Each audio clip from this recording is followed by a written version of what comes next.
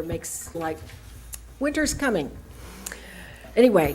We, however, are not shut down today. We are not shut Right. down. We have not, right, we have. Brookline is not Washington. We are not Washington DC, although. Thank goodness. There are friends and relations that we know who probably are affected by the great, Yes, there are. anyway. Moving along, local issues. The Brookline Farmers Market will still be open on Thursday afternoon from 1:30 until sunset, which is happening earlier and earlier and earlier, 6 o'clock now, in the Center Street West parking lot in Coolidge Corner. There will again be pop-up vendors at 2 Brookline Place in Brookline Village on Saturday from noon until 5 p.m. And all weekend, Friday, Saturday, and Sunday, from 10 a.m. to 4 p.m., the Brookline Arts Center will be presenting the Colorful Arts Festival, C-O-L-O-R-F-A-L-L, Colorful Arts Festival, with activities for young and old, including a juried arts and crafts show, puppet making, a performance by the Brookline Music School, a silent auction, and also there will be food trucks. On Friday night at 8 p.m., there will be a play for adults. The name is Intense Creatures. And there will also be refreshments provided by some of our local businesses. This is all going to happen at the Brookline Arts Center at 86 Monmouth Street. In addition, on Saturday, and we'll hear more about this later, there will be a St. Mary's block party to celebrate the cessation of construction. Moving to next week. And that's the St. Mary's Street. St. Mary's Street, yes, and we'll have a little presentation about that later, so I'm not going to go into detail. On Tuesday next week, the Jennifer Lynch Committee Against Domestic Violence will hold a vigil against domestic violence. It will be on Tuesday from 5:30 to 6:30 p.m. in the Garden of Remembrance, which is next to the Health Building at the corner of Harvard and Pierce Streets. And I just want to give everybody a reminder that for those people who commute into Boston, traffic on Brookline Avenue beyond the Landmark Center is one-way inbound. You cannot get here from there. You can only go inbound on Brookline Avenue from the Landmark Center, and will be that way for the next 6 months. Other comments from members of the board? Any announcements you want to make? Selectman Daley? Yeah, I just want to give everyone an update. The Diversity Committee met, our Selectmen's Diversity Committee met again last night, and it was a very interesting meeting. We had Mr. Kleckner come, who reaffirmed his full commitment to diversity and inclusion. But we're also starting to get into the bylaw that deals with the Human Relations Commission, and some interesting ideas are surfacing about how to restructure that and update that bylaw so it's more relevant to our time now. And several people were mentioning the ombudsperson idea as some direction we might want to go in. But it's a good group of people, and we're making some progress, I think. Good. Well, I'm pleased to hear that. Any other updates from members of the board? Seeing none, then we do have some folks signed up for public comment. Ms. Roberts, can you come over to the microphone? Well, we actually have you scheduled for 6:30, and it's not, we're usually running late, but we're we're pretty close to on time tonight. Okay.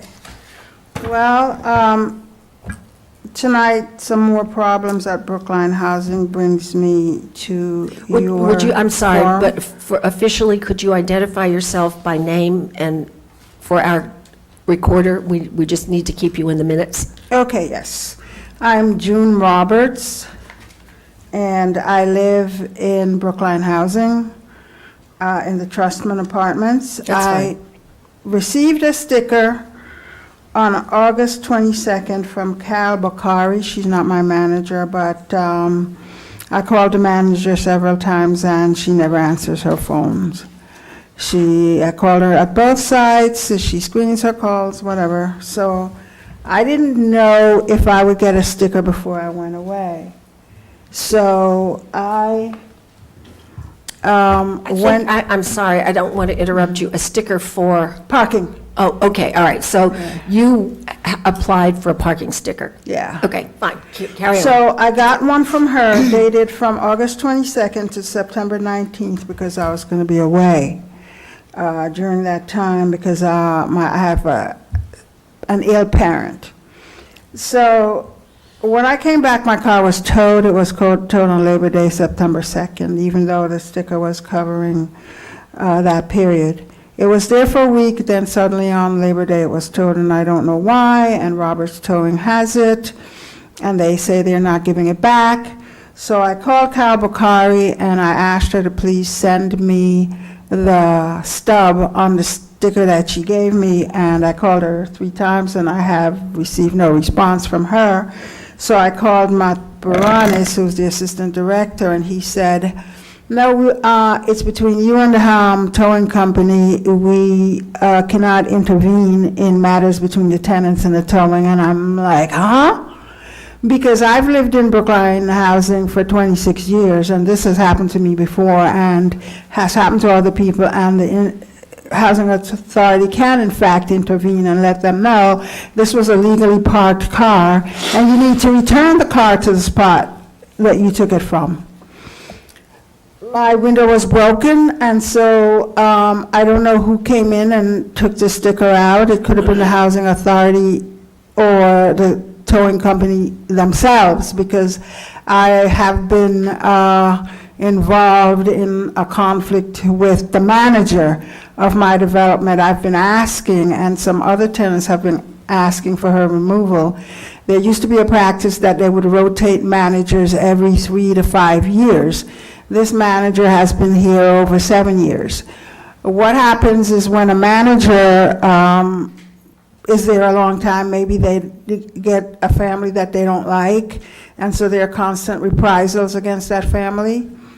I mentioned to her that, I mentioned to Patrick Dober, the director, that my daughter, when she left with a balance because she moved out of one of my other daughters. She moved out to an apartment, and they sent the summons to the apartment she moved from, hello, so she was never served. She didn't know the date, and so they gave her a judgment, which she's paid off, but the judgment is still on her credit report, so now she cannot have the proper credit rating to get a mortgage. This, I said, was done deliberately by the manager who had promised her payment schedule or something like that. So there is that fact that I brought up, and when she saw that I had written that to the director, she sent me a letter saying, you will no longer be able to park in this lot after September 24th. Okay, Well, this was Ms. way Roberts, before it got towed. I'm going to have to stop you. You're allowed 3 minutes, and you've gone over that time. But more important, the Board of Selectmen does not have jurisdiction over the Brookline Housing Authority, and any issue you have with them, you need to take up with the Housing Authority. We have no ability to do other than, we have a relationship with them, which is not, because we do not have jurisdiction over the Housing Authority. I guess I should say it's a state agency. So I appreciate that you're having some difficulties with your manager and perhaps other people, but we're not the correct place for you to take your issue. You really need to take it to the either Housing Authority itself or the Housing Authority Management. Okay, well, I've emailed the director a second time, and I have talked to the manager 2 times, and I've talked to the tow company, and I have also talked to the Department of Public Works, which supervises tow companies for the state. And they're telling me that I have to pay the bill, which is now close to $1,000, and then they'll go after the tow company and make them give it back. Well, I don't have $1,000 to gamble with and say, oh, okay, I'm going to pay for towing that was illegal in the first place, where the Housing Authority clearly could have said, you know, We Ms. have Roberts, documents. We can't No. intervene. I'm really sorry. There's no way that this body has any authority with the Brookline Housing Authority. There are elected members, though. Yeah, to you the can Housing talk Authority. to They're elected citizens. members of the Brookline Housing Authority, but not the Brookline Board of Selectmen. It's Oh, a state agency. you mean the Brookline Housing Housing Authority. Authority Board of Commissioners, like their Board of Yes, Directors? yes, that would be the That's proper who- place for okay, you to that go. would be the Yeah. place that I need to Sure. go to. Okay. And if you like, we might be able to help find out the next meeting for you and give you information about Right, that. no, I think they have that online. Probably I do. could- I'm I sure could they find do. out. But I've had a lot of problems with the director, Robert Treach, so I don't feel Well, very they're- comfortable about that. They, But do they you- are the correct place for you to Okay, take your and issue. so I'll go there and talk to them, but I don't feel like I'm going to get any kind of justice from them either, because the administrators on the Board of Commissioners work together. There's no sort of check and balances between them. You know, they're just all in cahoots together. But I had a little comment on the Dahmer Street project. Did this agency sort of approve it or have anything to do with the fact that they're going ahead with that? And Well, the How- housing, With the Housing Trust Fund, yeah, the housing, Has our Housing provided. Advisory Board is And we giving voted, financial support, and the Okay. Board of Selectmen has been supporting that development. we But did vote some community development block grant Let money me for be them. very clear with you. Public comment is for you to make a statement. Usually it has to do with some kind of public activity. Ms. Frawley is probably going to come forward and give you an example of what public comment is usually about. We do not have a dialogue with folks around this. I'm trying to help you because I want you to understand that this isn't the correct forum I get for your that. complaint. So I'm not going to deal with the personal So complaint The anymore. question of the, I mean, if you have a question, figure out when the commissioners are meeting, the Housing Authority commissioners, that's the right place for you to take your Okay, issue. so that's about my personal problem, and I am going to deal with that with them, okay? Okay? Now, I know I'm not going to get any justice there, but I have other avenues that I can pursue. Probably so. Okay, but one thing that has to do with the Dahmer Street project was I saw a paper in the Center for Family Learning, the Family Learning Center, that said that there was some kind of study done, and it said there would be no significant impact on the residents for this new development to go up right in our parking lot. Roberts, this again is a Housing Authority matter. I don't just- think so. I think it's public. I think it has to do very much with this commission because you guys supported it and gave them money. And the tenants were never really asked or told about the effects that it might All have right, but on you're talking their living about situation. an issue that has to do with Housing Authority management. And the Board of Selectmen have no authority over the Housing Authority. I'm just trying to make it clear. They live in Brookline, but we don't have the ability to tell them what to do.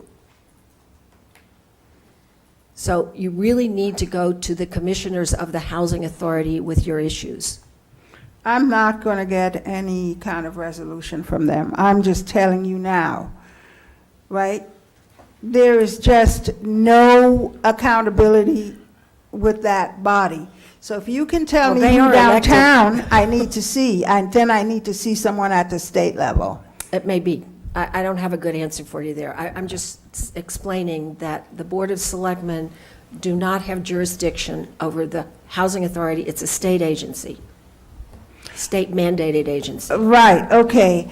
My other question about the Dahmer Street project has nothing to do with just the Housing Authority, because the building that's going to be put in there is going to be operated and run and constructed by some agency, a nonprofit that is put together, and the project is funded also by people who are getting tax credits, and it's not going to have anything to do with Brookline Housing Authority, at least that's what they say. Okay, again, this is really not a subject for the Brookline Board of Selectmen right now, and we are not going to debate this with you. If you Okay. have an issue about the Housing Authority, you can go to the State Department of Housing and Community Development, who Yeah. are the overseeing state agency. That Okay. might be the best place for you to take your issues. But to clarify, Yeah. you can finish writing that down. Yeah. The new Dahmer Street project is a housing authority project. Well, they're saying it's not. It's on Housing Authority property. Exactly, but it's They- leased. But they're in charge of it, all right? It's their project. If they have a partner with whom Right. they are creating a development, it's between the Housing Authority and whoever their partner is. We can't tell them who it is or how to do it. Right. But I just don't understand how they have a survey that says it's not going to have a significant impact on the residents, and the residents don't know anything about that. Again, your avenue is to go back to the Housing Authority, commissioners themselves, or the State Department of Communities and Development. Those are the places where there are people who do have jurisdiction. We don't. Okay? Okay, That's- sorry. Ms. Frawley?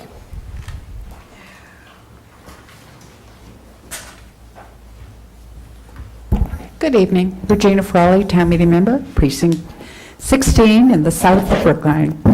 And I'm here to remind people about the South Brookline Senior Social. We have a fabulous 6-week program coming.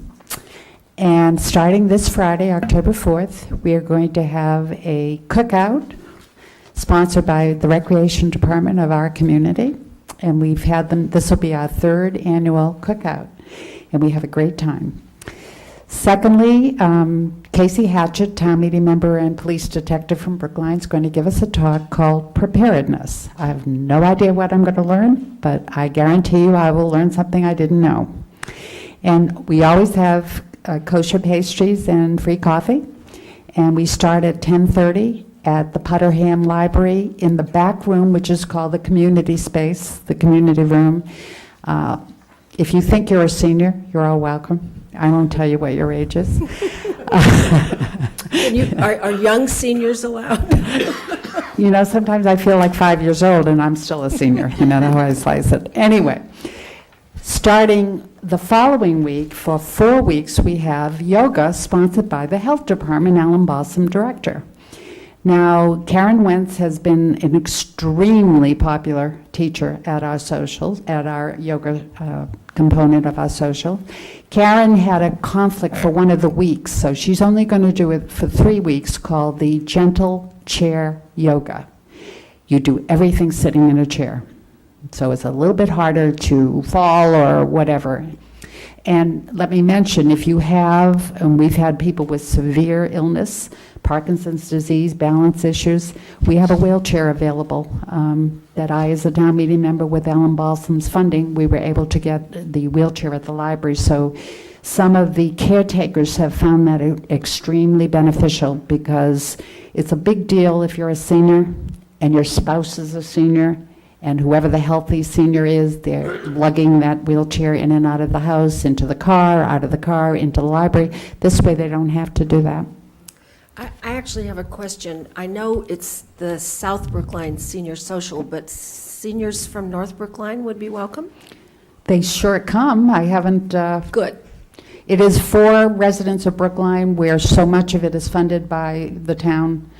We're thrilled to have them. We always have enough. We always have enough pastries. They can have my share. I'm gluten intolerant, so I can't eat it at all. So And there are usually leftovers.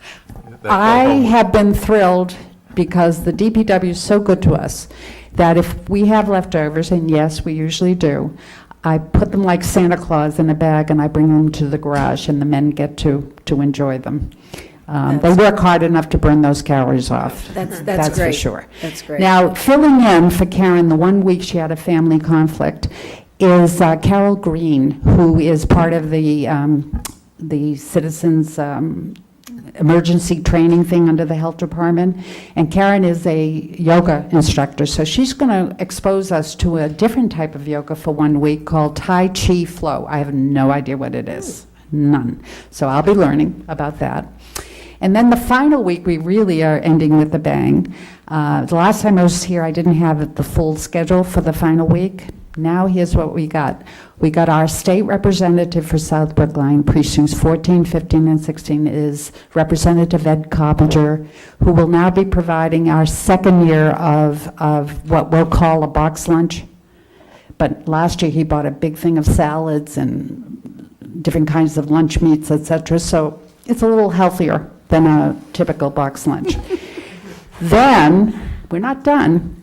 We have a free blood pressure screening provided by the health department. Nobody's going to make you put that cuff on, but it's, if you would like to, keep an eye on it. That will be provided by the health department.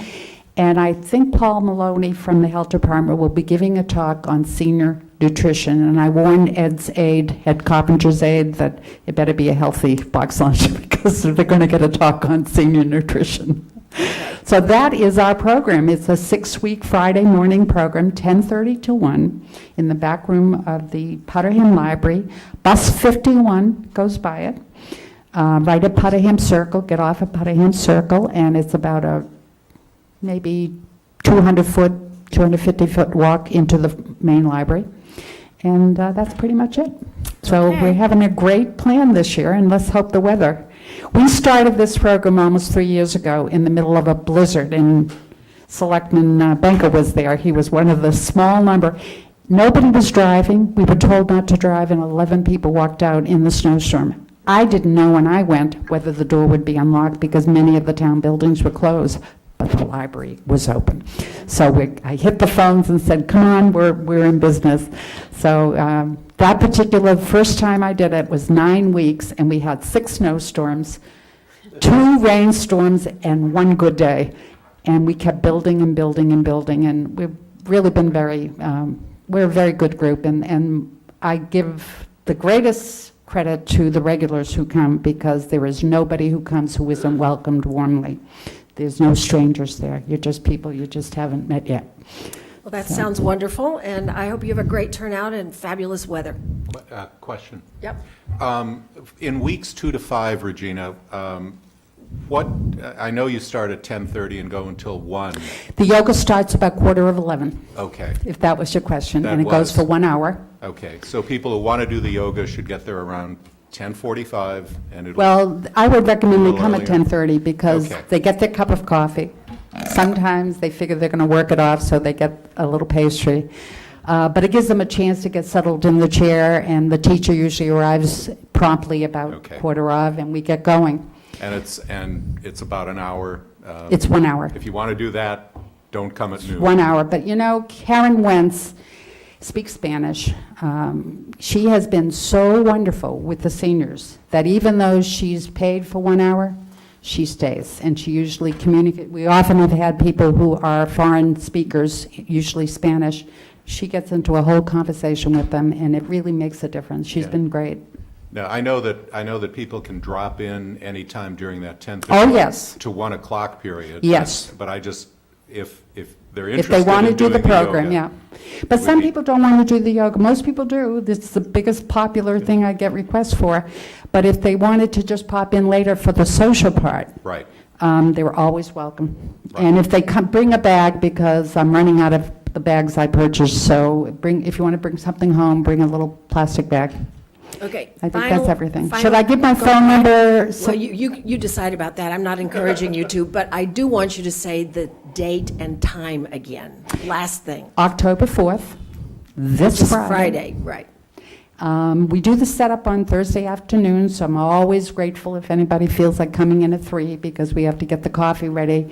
The library opens at 10 a.m. It's very important to say that, because we've had at least one person arrive before that, and they were impaired, and it was very difficult for them to wait outside. So not before, but at 10 a.m. It opens the this door at Friday. 10. We open the social part at 10:30, because it takes a half hour for my coffee urns to do their Warm up, their right. thing. Yeah. Yeah. Okay. But it's October 4th, and then it's 5 weeks, 5 Fridays. Fridays. after- Six to- Six. Six in all. in all. November 8th is the final one. That's Right. the box lunch. And I do want to give my phone number, because out of courtesy to the providers, for the food thing, we need to kind of give them a ballpark of how many people. So I'm at 617-469-0052. And out of You're sort of necessity, asking for an RSVP. You're saying you'd like to have. I have think, people I check recommend in. it. Yeah. I am prioritizing any Brookline resident, but you'd be amazed how many people from the surrounding area want to come. So I have them on wait lists. I really want to give this as a service ultimately funded by the taxpayers of Brookline to the residents, and especially in an area of town that is so underserved, as they use that word now. For the yoga, that's its own kind of problem, because the teacher wants us to put the chairs a certain way, and we can't fit more than 25 people in the room. Right. So if 25 Brookline people want to sign up, I will find a chair for them. Okay. Okay? Thanks very much. Thank you. Good luck. Thank you. Okay, we're going to move on to our miscellaneous calendar.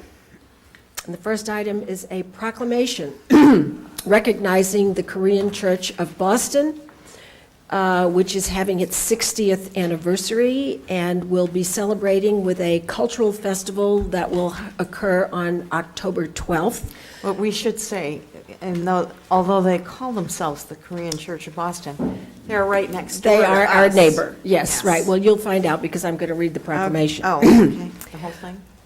Sure, why not? It's not that long. The proclamation reads, whereas the Korean Church of Boston has been a next-door neighbor to Town Hall since 1967, whereas its congregation of 700 members will celebrate its 60th anniversary with a Korean Cultural Festival on Saturday, October 12th, 2013, and whereas the church has always been friendly, cooperative, and considerate in its relations with all of its neighbors, and whereas the church has often made its facilities available to community service organizations and other religious organizations, and they do have a lovely facility, and whereas the church is extending an invitation to the entire Brookline community for an evening of traditional Korean dance, song, food, art, and more, now be it therefore resolved that we, the Board of Selectmen, congratulate the Korean Church of Boston on its 60th anniversary and offer our sincere best wishes to Reverend Young Gil Lee and his entire congregation. And we also encourage all town residents to join the Korean Cultural Festival to be held at the Korean Church of Boston in the main hall, 32 Harvard Avenue, on October 12th, 2013. So, all in favor, please say aye. Selectman Daley? Aye. Selectman Benka? Aye. Selectman Goldstein? Aye. Selectman Waschinsky? Aye. Chair votes aye.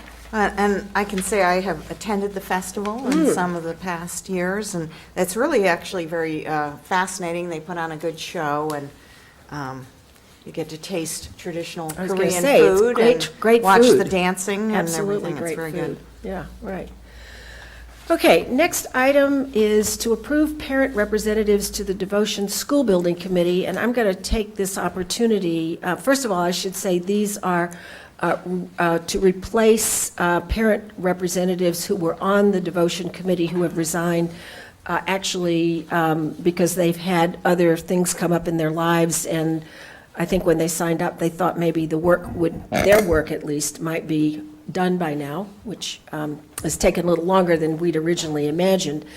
But I would like to use this opportunity to say that after the report of the B-Space Committee, which made a recommendation to the Brookline Schools Capital Subcommittee, which made a recommendation to the Brookline School Committee. The school committee has voted to accept those recommendations, and we have so informed the Massachusetts School Building Authority, which we now have every hope that they will accept a modification to the Devotion School program, which basically means that we're asking for the building to be increased from the capacity of 830 students to become a 5-section school, which could be as many as 1,000 students. So it's a change for the program for the Devotion Building project. And we are hoping that this will be on the MSBA's agenda in November, and perhaps sooner. I don't know if it can be done in October, but we do hope that the school project will now be back into active motion as opposed to having been on hold, which it has been now for, I guess, about 2 months. Anyway, so we have before us a proposal for 2 new parent representatives. They are Sadhna Brown, who's an architect, and Pam Roberts, who is an activist and a former PTO president, and I think they'd both be great additions to the committee. So unless there are questions from members of the board, I would like to move that we make that appointment. Seeing none, I move that we appoint the following parent representatives to the Devotion School Building Committee: Sadhna Brown and Pam Roberts. All in favor, please say aye. Selectman Daley? Aye. Selectman Binka? Aye. Selectman Goldstein? Aye. Selectman Waschinsky? Aye. Chair votes aye. And I will point out that, in fact, Sadhna Brown is replacing a parent who was an architect, and Pam Roberts is replacing a parent who was also the former PTO president, so they're a good match. Moving on. We have a proposal for a grant application for technical assistance for green communities. Yes. So this is a grant application for owner's agent services, and this would be to help us with technical and price proposal evaluation, contract negotiation, and any other kind of public meeting support that we would need as part of the solar arrays that we're looking at for the town roof sites. And would this be, would this directly affect the fact that we've talked about some particular locations that seem to have higher eligibility, or? In particular, the town library Right. and the Corain Pool, the two sites that we anticipate that we would move first on. So Okay. they would be directly helping us with those. Okay, great. Anybody have questions for Ms. Goff on this? Good news. No, yeah, sounds good. All right, then I move that we submit a grant application for $12,500 for owner's agent technical assistance from the Department of Energy Resources Green Communities Division to assist with the development of solar facilities on municipal properties. All in favor, please say aye. Selectman Daley? Aye. Selectman Benka? Aye. Selectman Goldstein? Aye. Selectman Waschinsky? Aye. Chair votes aye. Thank you. And next, we have a series of CDBG grants. Mr. Viola.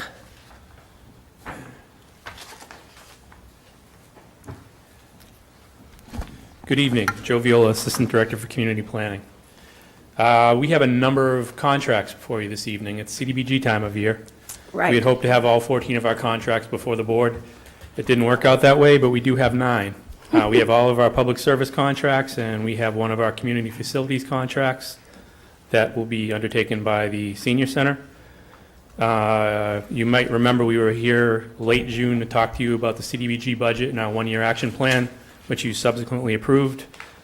We're here tonight to kindly request that the board authorize the chair to execute all the following contracts on behalf of the town so our grantees can begin to use their CDBG funds as soon as possible.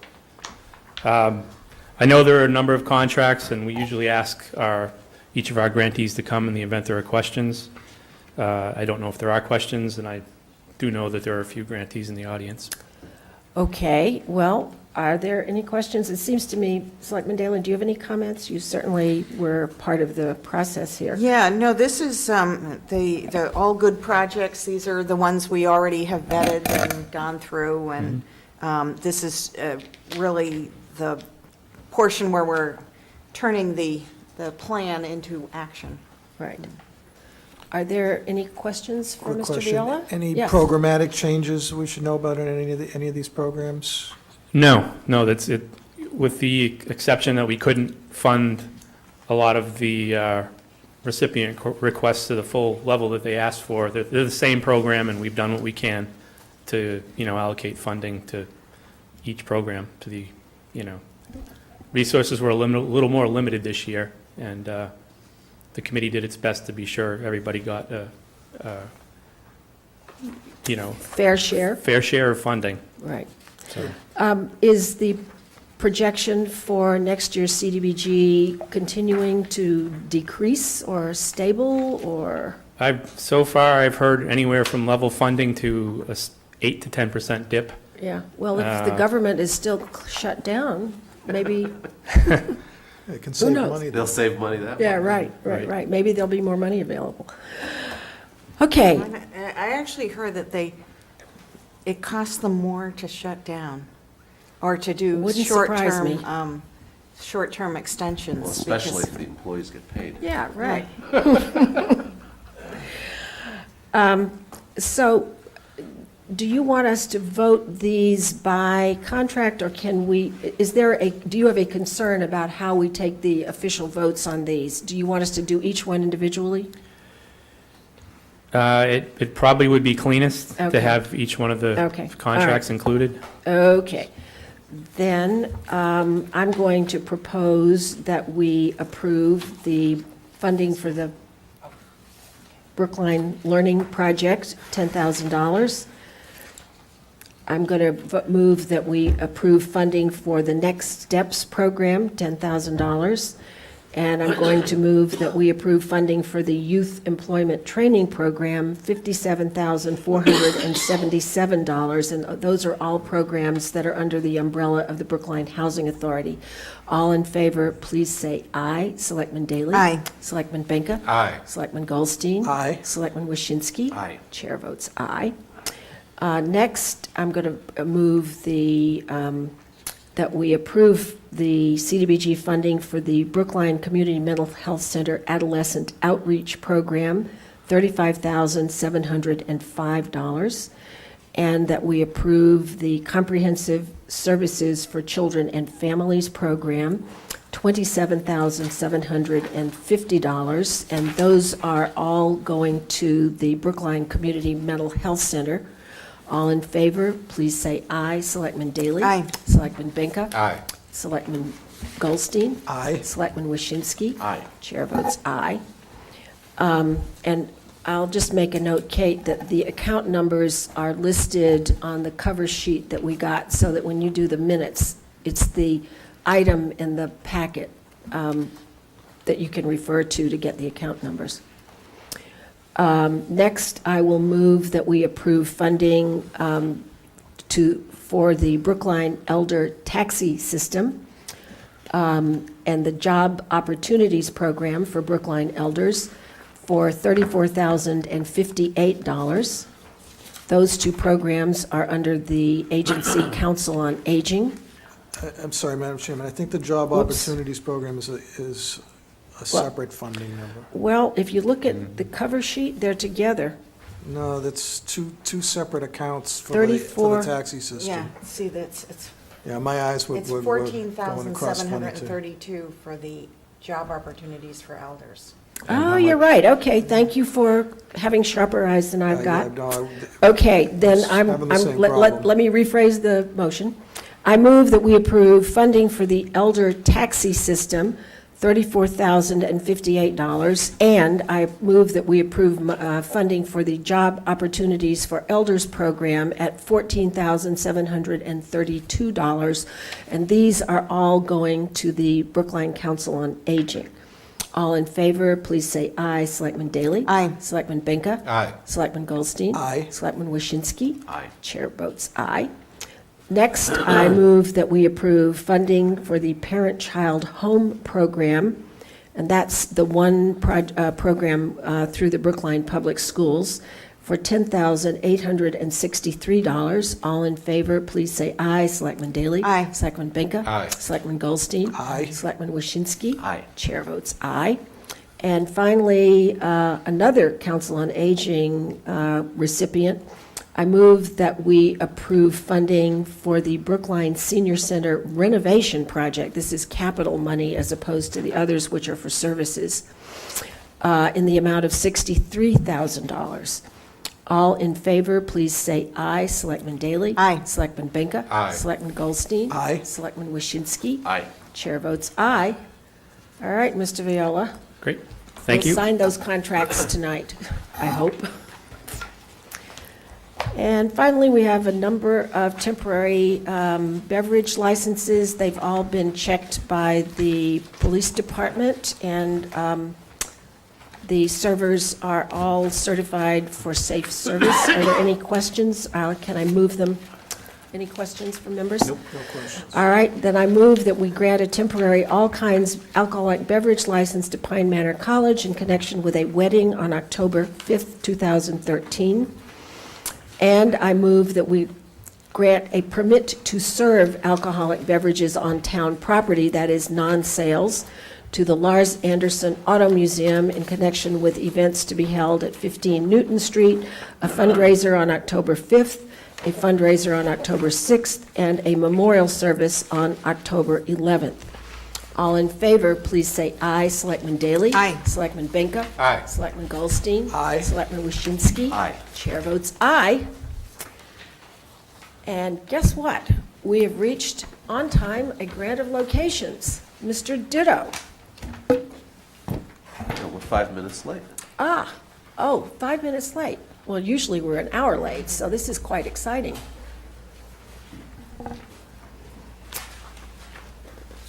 Good evening. Evening. Instar is here tonight to request 2 grants of location. The first one is on Griggs Road, and it's from the intersection of Griggs Road and approximately 200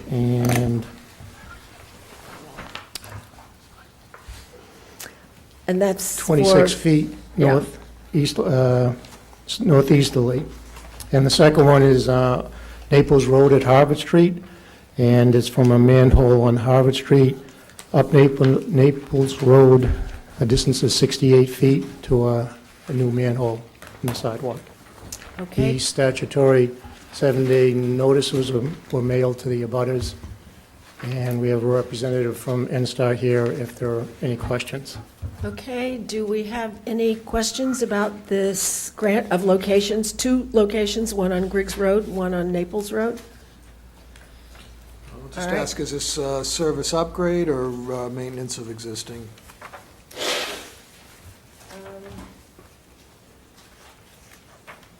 Griggs Road is a service update to all of the residents. And Naples Road,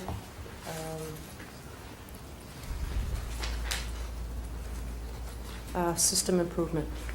Okay. I believe perhaps Mr. Ditto will remember more clearly than I that there was a big problem on Griggs Road where there was a wire that came down in a storm and sort of hung on trees for quite some time, and people were without power.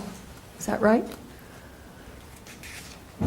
Yes, that's correct. Yeah. There okay. was a light pole at the intersection Right. of Griggs and Griggs Test. Right. Really lame. Right, because I remember a number of different properties were without power for a while then.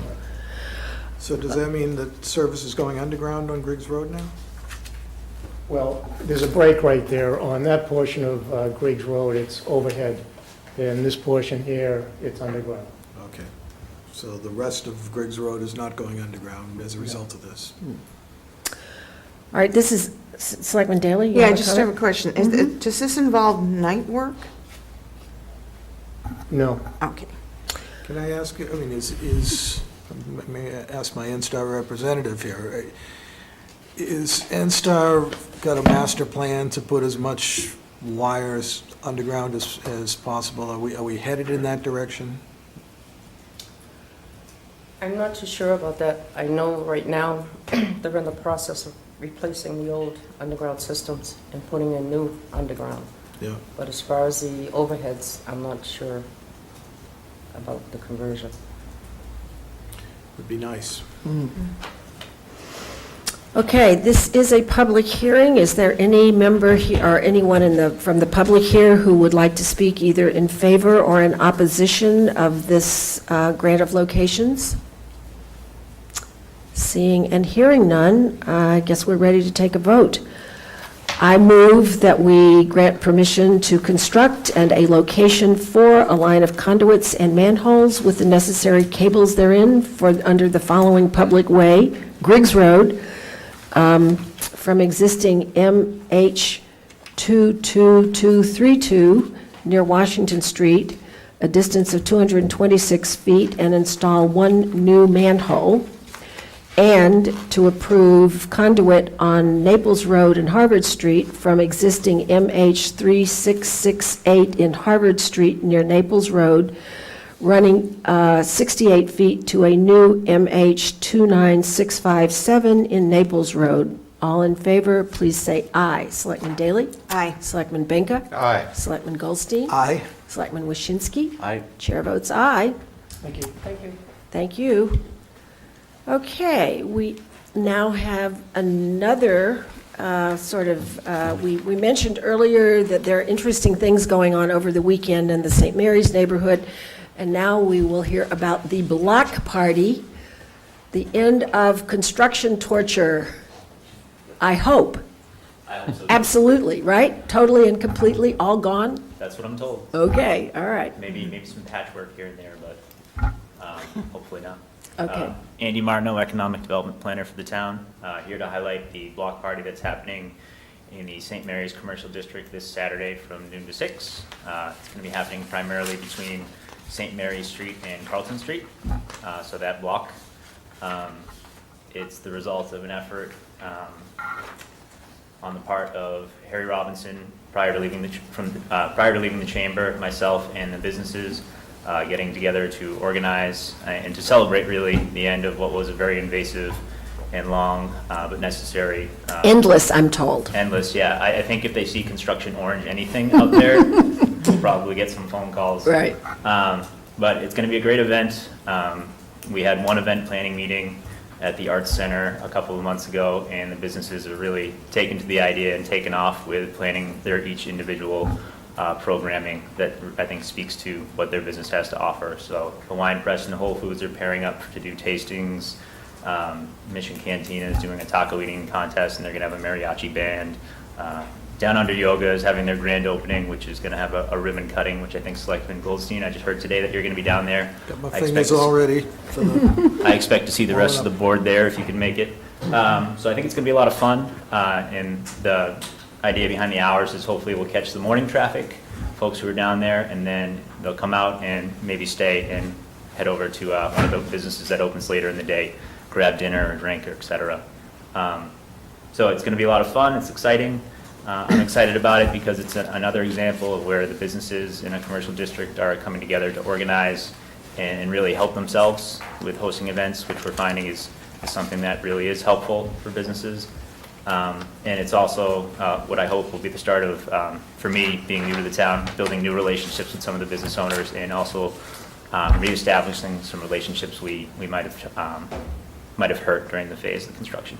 So. And I'm going to add that I mentioned earlier that the Brookline Arts Center is also having a sort of 3-day affair, which is perhaps coincidentally, but nicely tied into the block party. Yeah. And so there'll be some spillover, and I don't know what kind of kids' activities are planned at the block party, but I do know the Arts Center has a number of them on their schedule. That was by design. I spoke with the executive director of the Arts Center, and they mentioned they're having their big annual fall fundraiser, which I gather is a new program this year featuring outdoor events. And I think they're using Monmouth Park for something. Yes, I think so. So I think we recognize that it's a real opportunity to get a critical mass of people down in the district to spend some dollars and to have some fun doing it.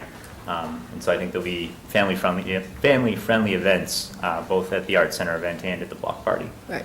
speaking of dispensing Questions? dollars, Yes. everybody should recognize that, our merchants down in that area really suffered through a long period of construction for a new sewer separation project, which was an absolute necessary, I don't want to say evil, it was evil that it was, Yeah, that it right. was such a burden, but it was for the better of all of us and better of our environment.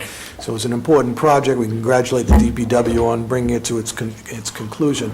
But let's support those businesses Right. and then give them some reward for what they put up with for all of our benefit.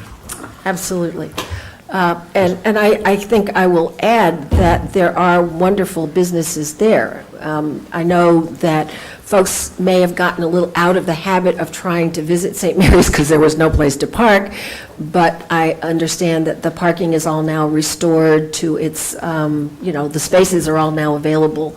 And I do not believe there is a Fenway Park event this weekend. Well, I was just going to say, in terms of logistics Oh, and deciding when you come on Saturday between 12 and 6, I think there is a Red Sox game is there a Red Sox game? at 5:37 Okay. on Saturday.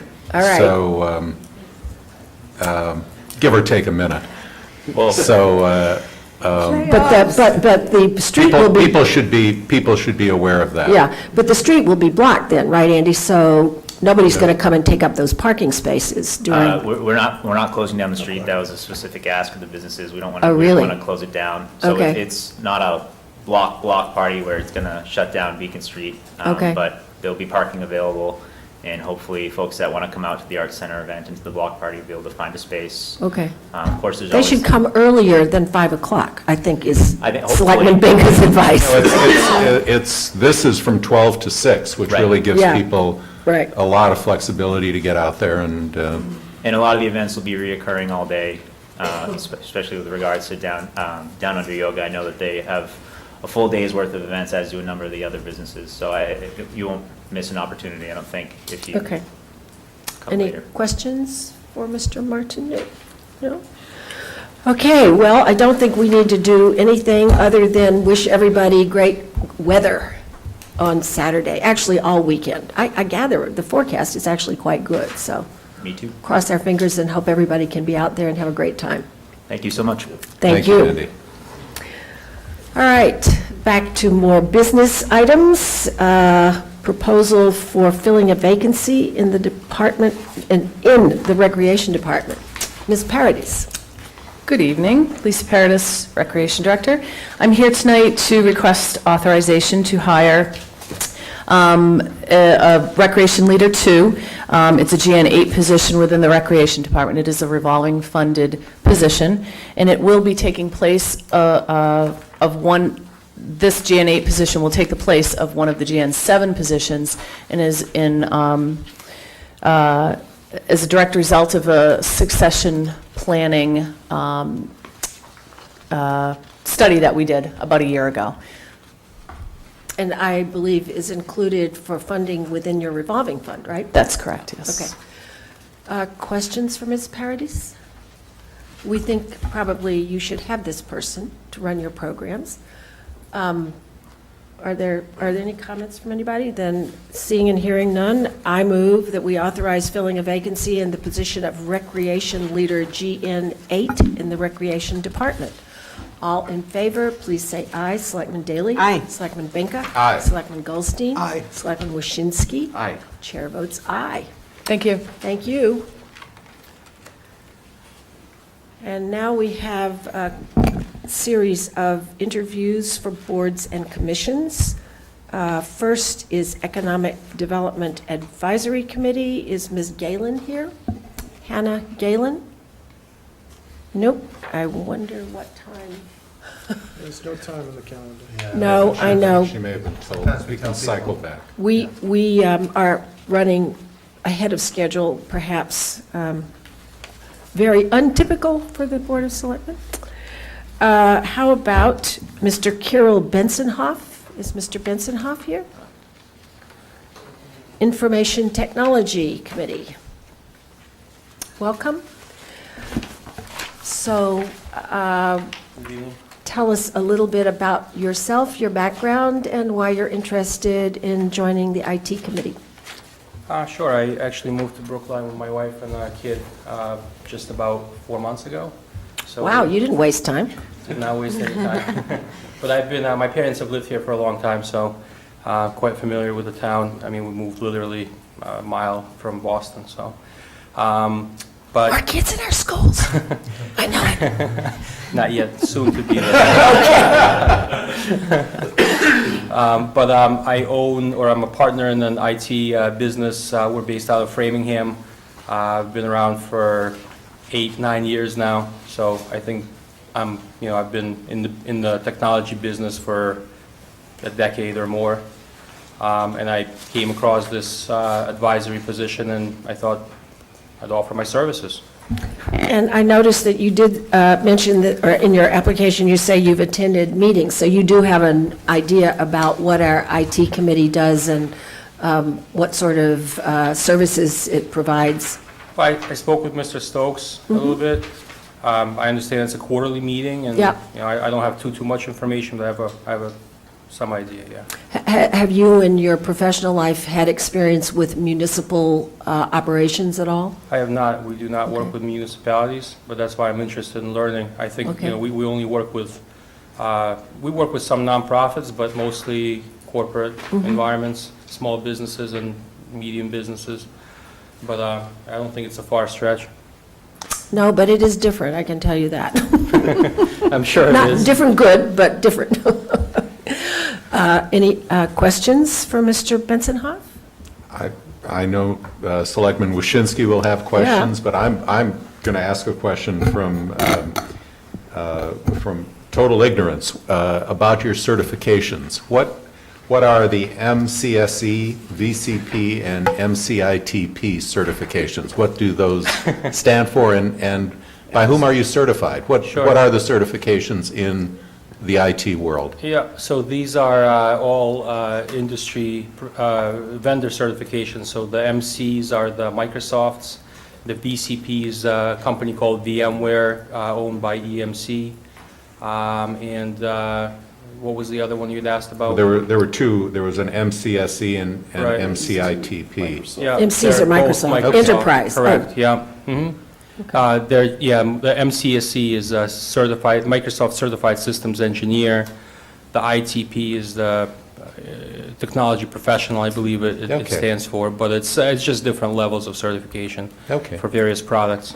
Good, thank you. Mr. Waschinsky, do you have any questions? Yeah, what are some areas where you think the town can do better in the technology field that you might be able to help us with? I honestly don't know too much about what's here now, so I haven't been privy to see what's going on behind the scenes too much, but I'm certain I can bring lots of corporate experience to the municipality. So I take it, you kind of anticipated my question. I take it from your answer to Selectman Waschinsky's question, your expertise is more in the internal operations, less in the ways that the town interfaces through information technology with the outside world. I was going to ask you specifically if you're familiar with our Brook Online app, and if you had any ideas about ways of expanding that program. Absolutely. I mean, I think my experience is in both. It's not just necessarily internal operations. All of what we do now, a lot of it has to do with interconnectivity with outside parties, applications, and services. IT has become, one big service, and it's managed by service providers like us. So we definitely have lots of experience around providing technology-driven services to businesses today, but again, I don't foresee that being a stretch into a municipality. Thank you. Any other questions? No? Well, we definitely appreciate your interest. And what I can say, just for your information, is that there is currently a vacancy. We may have other candidates, I don't know yet, but you will hear from us in writing, and we hope to make appointments within the next couple of weeks, but I can't make a promise about that, okay? All right, thank you very much. Thank you. Thank you for applying. Yeah, okay. Let's see, Economic Development Advisory Board, is Hannah Galen here? Hi.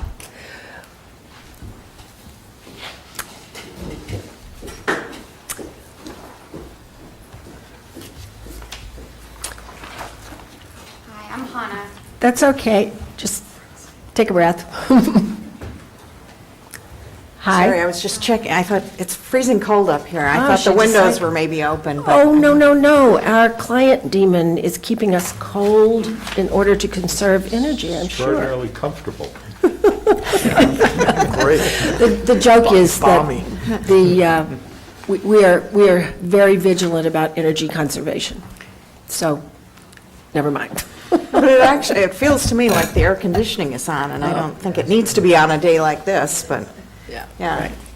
So, Ms. Galen, would you like to tell us a little bit about yourself and why you're interested in the Economic Development Advisory Board? Sure. So I recently graduated from Wellesley College with a degree in economics and a minor in math. And I currently work at MFS Investment Management doing quantitative investing. And I'm really interested in getting more involved in my new community. And I thought that this would be a really great fit given my background in economics and analysis and my limited experience in investing. I thought I'd be a good fit for this committee. Okay. Have you been to a meeting? Do you have any kind of information about the kinds of activities they do? I have not been to a meeting. As far as I know, the committee is trying to increase corporate tax revenue by seeking ways to increase, I guess, the amount of either bringing new business in or finding more efficient ways to increase the revenue from that. Right. Commercial development, I think, is probably a different way of putting it. So, Selectman Daley? Yeah, as the chairman just said, a lot of what they do is look for sites where there might be some commercial development, which is kind of tough in a town like this. It's pretty well built out. But have you had any real estate-related experience in your coursework or your? No, I have not. Okay. Are there questions for Ms. Galen? Well, I'm actually interested in Hannah's idea of what she came thinking that it was about, which is attracting industry and attracting business to town. Any ideas about how to do that? I don't think that's ever been a focus of the EDAB, and I'm not sure that it shouldn't be. Well, given Brookline's proximity to Longwood and all the medical professionals in the area, I don't see why Brookline can't compete for more life sciences, especially given, you read a lot about what's going on in Cambridge and that a lot of these companies that started up in Cambridge or are competing with other companies in Cambridge are finding rent there to be prohibitive. And I don't see why Brookline can't compete given the size and the infrastructure here. Okay. Thank you. Thank you. Good answer. Yeah. Other questions for Hannah? No? Well, you heard me say, I think that we may have other candidates to interview, and we'll let you know in writing. In this particular case, I don't know if there's a vacancy at this time. Doesn't mean that there might not be one, but it just happens that someone resigned from the Information Technology Committee, so we actually have a vacancy. But we will continue to be doing interviews over the next several weeks, and you'll hear from us in writing. But we very much appreciate your interest, and welcome to Brookline. Thank you. And our next applicant was very willing to do almost anything. Mr. Puskar? Maybe that I didn't say everything, I said anything. Okay. Almost everything. Almost anything. But you were very flexible in your interest and willingness to be a volunteer. Yes. I'm also recently moved to Brookline, just 3 months ago. Wow. Another recent. Exactly. Okay. So looking to put down roots and get involved in the community. And probably a month ago, I think I read that the selectmen were looking to fill possible vacancies on the various committees. I know, so I looked through the list, and not knowing where there were vacancies or needs, I just sort of made a list of either what my background might seem to fit or what I had a personal interest in. So I just sort of jotted things down that, looked interesting or thought that might fit my background. Your work experience is basically in finance, is that correct? Yes. Or did you do other things under that umbrella? No, mostly finance. Okay. My undergraduate degree was in engineering, but I transitioned into. Well, I only ask because sometimes there's development and other things that happen within banking, so Right. it was kind of that question. However, that was not meant to be that you're not qualified, it was just curiosity. I will So- say that you are the first applicant with a background in the Estonian finance ministry. That's for So- sure, yeah, right. Surprise. And the only one who speaks Estonian, I'm pretty sure about that. So, So- I can help out But with that. why don't you, yeah, right. So just give us a little bit of sense of your, scope of interests, and then I'm sure we'll have some questions. Well, I've been in banking now for 5 or 6 years, so I guess my interest or my skill set is numbers. I mean, with an engineering degree, that's how I sort of transitioned from engineering into banking. Was not that I really had a experience in it, but comfort with numbers, so the transition there was easy. But I'm also interested in other things, history, which is why I've gotten involved with the Waterworks Museum, which is, I guess, technically not in Brookline, but to me it's in my neighborhood. It's all right, it has a very strong Brookline, Right. let's say, relationship. Right, and it's it feels like it's right in my neighborhood. I've also gotten in touch with the Historical Society about getting involved with them.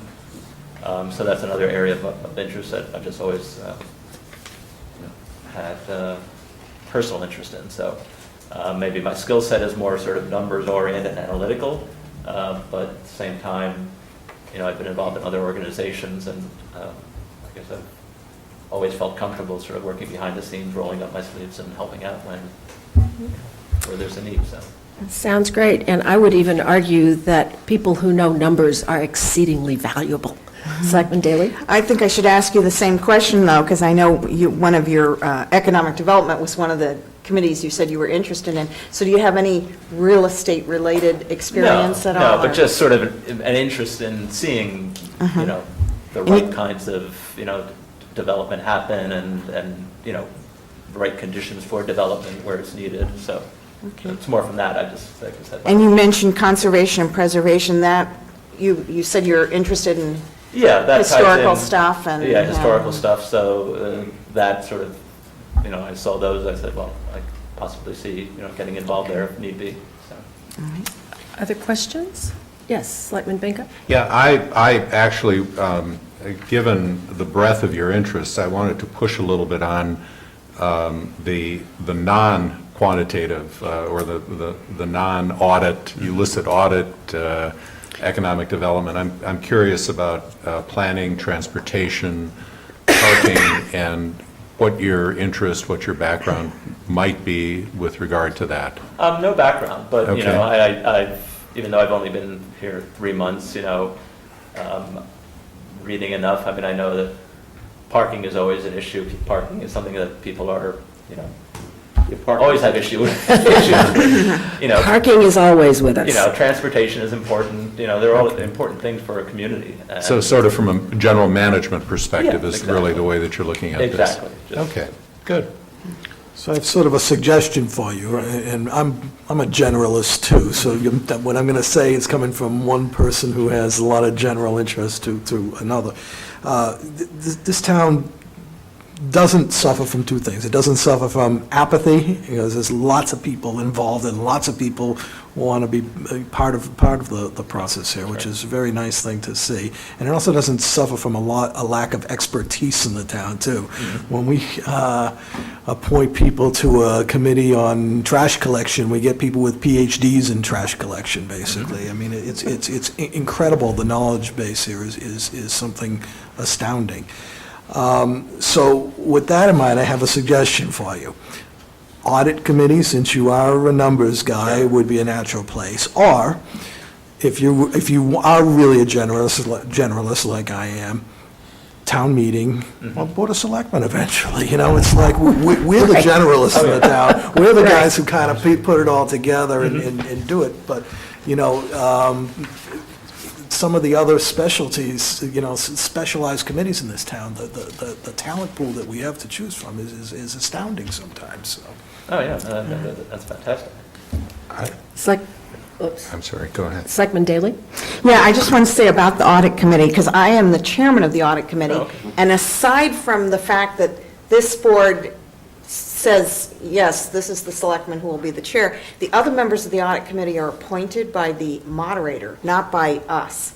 And unfortunately, we just had an opening, and the moderator just appointed someone to fill it. So I don't know if there'll be any for a while, but that's one that you have to contact the moderator. All right. I'm going to give you, following, I think, on Selectman Goldstein's comment, a little general advice, and that is learn what it's like to live in a town in New England. We have weird government, so you should probably do Government 101, and then you'll know who the moderator is. And it would be cheating for me to tell you, but I will. And I'll follow with another piece of advice. It might be helpful to you and certainly to us if you visited a few of these committees, Yeah. get a sense of how they work and what they do, and then you can then let us know which ones you're a little more interested in, because it's very hard for us, I think, speaking for myself, to see such a broad list of committees. I see your resume, which is very quantitatively oriented, but you look at my resume and it's very quantitatively oriented too. Yet I've been involved in all kinds of planning and other non-quantitative stuff. So that would be very helpful, I think, to you. You get a sense of what you're getting into, and also you can talk to the folks and see if you're a fit in those committees. Selectman Benka? Yeah, I actually would make a plug, just looking at your background, including your investment background and also your interest in nonprofit accounting and administration, for the Brookline Community Foundation, which is a nonprofit in the town, and they have an investment committee, and just there's nothing that precludes service in town government and also service in a nonprofit like this. But I will send you an email with a contact person there, but that is something else that you consider that really might be a tremendously valuable fit for your skills and your interests. What about the retirement board, too? I thought of this. That one, How does that I work? think, is one where we get to make some appointments and some are made by the state. Yeah, right. we- so- the appointments we make are like our finance Yeah, director right. and our controller and But who stuff. appoints the rest? The Are elected by employees. employees, and then there's one that gets picked by the state. By the state, that's Yeah, Yeah. right. So we have less opportunity there, there are less options, less space. Anyway, so you're hearing about the fact that we all think you'd be a great volunteer, and we're not quite sure where you would best fit, but we will be considering opportunities over the next several weeks, and if there's a good match, you'll be hearing from us favorably. I can't make a promise, but I certainly think you should feel very encouraged to talk to the Community Foundation, and there are a lot of other good volunteer opportunities. We love good volunteers. I will do that, thank you. Great. And welcome to Brookline. Thank you, and thank you for your interest. Good night. Okay, now we're going to move to a different item. This is the Housing Authority Dahmer Street project. Mr. Dober?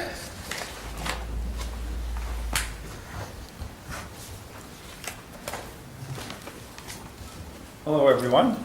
Welcome. Nice to be back. Patrick Dober, Director of the Brookline Housing Authority.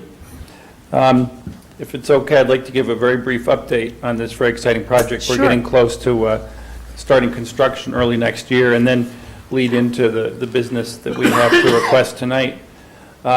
Things are moving, accelerating toward a groundbreaking in the early part of 2014, so we look forward to inviting one and all to that celebration. It'll be the first the largest new construction of affordable rental housing in Brookline in over 30 years. So a lot to be excited about and to celebrate. And things are really building momentum in direction of a successful closing. For the last couple of years, I've been coming here and updating you, and people have asked rightly, what about the tax credits, which are the largest part of financing? And we've been waiting and waiting and applying, and we've been awarded the tax credits. It's the biggest piece of financing, so we've checked that off. Furthermore, we've selected our construction manager, so we have a builder in place. Colantonio has worked for us before, happened to have done the most recent renovations on the building that we're in right now, and has a strong background in affordable housing and publicly bid work. We've also, adding to our team, we've selected the investor and lenders in the project. Bank of America, Boston Private Bank and Trust, and Mass Housing Partnership will be providing the private financing. As you know, this is a blend of public and private financing. Due to pretty favorable market conditions in the financial markets, as well as an attractive product that we're building, and some, frankly, aggressive negotiating on our part, we've been able to increase our projected private fundraising by about $250,000. So we've put in place a strong team and sort of exceeded our expectations on what we've been able to squeeze out of our private funders. Set against that good news is the fact that construction costs are escalating, as you know, in the greater Boston market. Our current estimate for construction, $11.8 million. That's up about 10% since we last checked that number with you. When all of that number will become a real number rather than an estimate in 2 or 3 months from now, when all of the pricing, the bids are in from our subcontractors, and we aggregate them and have a construction price. That'll be around the first of the year. At that point, we expect to have a gap between our sources of funds and our uses of funds, if you will. We've been keeping the Housing Advisory Board. Roger Blood is here, the chairman of the Housing Advisory Board. Every 3 months or so, we've given them an update on the project. Don't want to get out of turn and speak too much for them, but they've given us some favorable indication that when we get to the point where we know the final price of construction, that they'll look favorably at helping us close the gap and make the project whole. We are working intensely, as I said, to raise funds as well as to control costs. Twice a week, we have a 2-hour conference call with the architect, the builder, working to keep the lid on construction prices. I guess that's a good sort of transition to what we're here to ask for tonight, and we're requesting that the selectmen vote to approve a waiver of the building permit fee. The fee, based on a very rough construction price of around $12 million, would be about $240,000. We ask, the rationale, I guess, would be 3 reasons. Our budget, as I said, is very tight. We're looking at every line item to economize where we can. What I think is the unprecedented nature of the project, where it's 100% affordable, 100% rental. All the new residents will receive all the services that we provide, whether it's the Steps to Success program and myriad other services. Other recent projects and housing projects have been mixed income, mixed home ownership, mixed rental, so I think this is unusual in its 100% affordability. And then finally, sort of maybe a practical concern or point, to a large extent, to the extent the town is willing to forego the building permit fee, those are funds that wouldn't be funded by the town through the Affordable Housing Trust. So that's the update. Roger, do you want to have a word on this? And I was also going to mention while I was here, talking about the federal government shutdown, just since we're on the public record here, and we receive about 40% of our funding from HUD, from the federal government. We sent around an email to some of our partners and our staff today. We're open for business. We receive funding from other sources. We don't rely on federal funds to make our weekly payroll or pay our vendors, so we're open for now. If, like so many, if the shutdown goes on for weeks, it's a different story, but we're open for business, so. Well, I'm glad you made that statement, because actually I was curious to know whether there was any impact on the Housing Authority. Yeah. Mr. Blood, you have additional comments? Yes, briefly. Good evening, I'm Roger Blood from the Housing Advisory Board, and I'm here to, on behalf of all the board members at HAB, to offer our support for this immediate proposal that the town waive approximately $250 or a little more dollars of the building permit fees that would otherwise be paid to the town under its normal formulae. It's one more step of support that the town can give in addition to the direct financial support that the Housing Advisory Board has asked you to vote on previously. As you know, that is now a figure of $1.7 million total, and but as Patrick Dober mentioned, that's not likely to be the final figure in light of rising costs currently, even given the value engineering and the hard analysis that BHA and its consultants have been giving this project. Patrick is correct. HAB has been receiving very good updates, including the most current one from the BHA as we've continued to support this project. One question that you may ask, so I'll answer it before you ask it, if it's in your mind, about how your waiver of this particular building permit fee might relate to other situations, past, present, or future, as a matter of policy on the part of the town. And we've discussed that at the HAB, and we feel that you can be comfortable in waiving this fee on its merits without feeling obliged that it'll be a precedent for the future on other projects. This is because of the uniqueness of the project, and you've heard, I think, the several facets of it that are unique, that should be a good justification for this step, and to treat the approval as a unique step. And we have been asked previously, on at least one occasion, to consider this sort of thing where we haven't actually recommended it.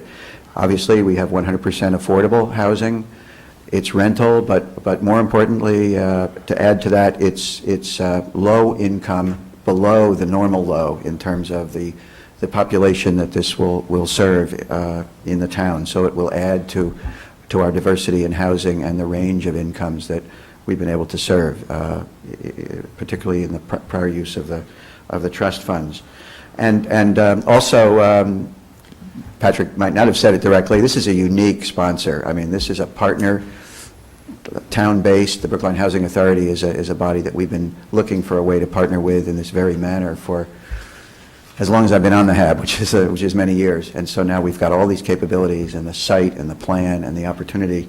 On a per unit basis, 32 units, and this is a really core way the HAB looks at whether it's making the best use of its money as well as the federal money that we're channeling in.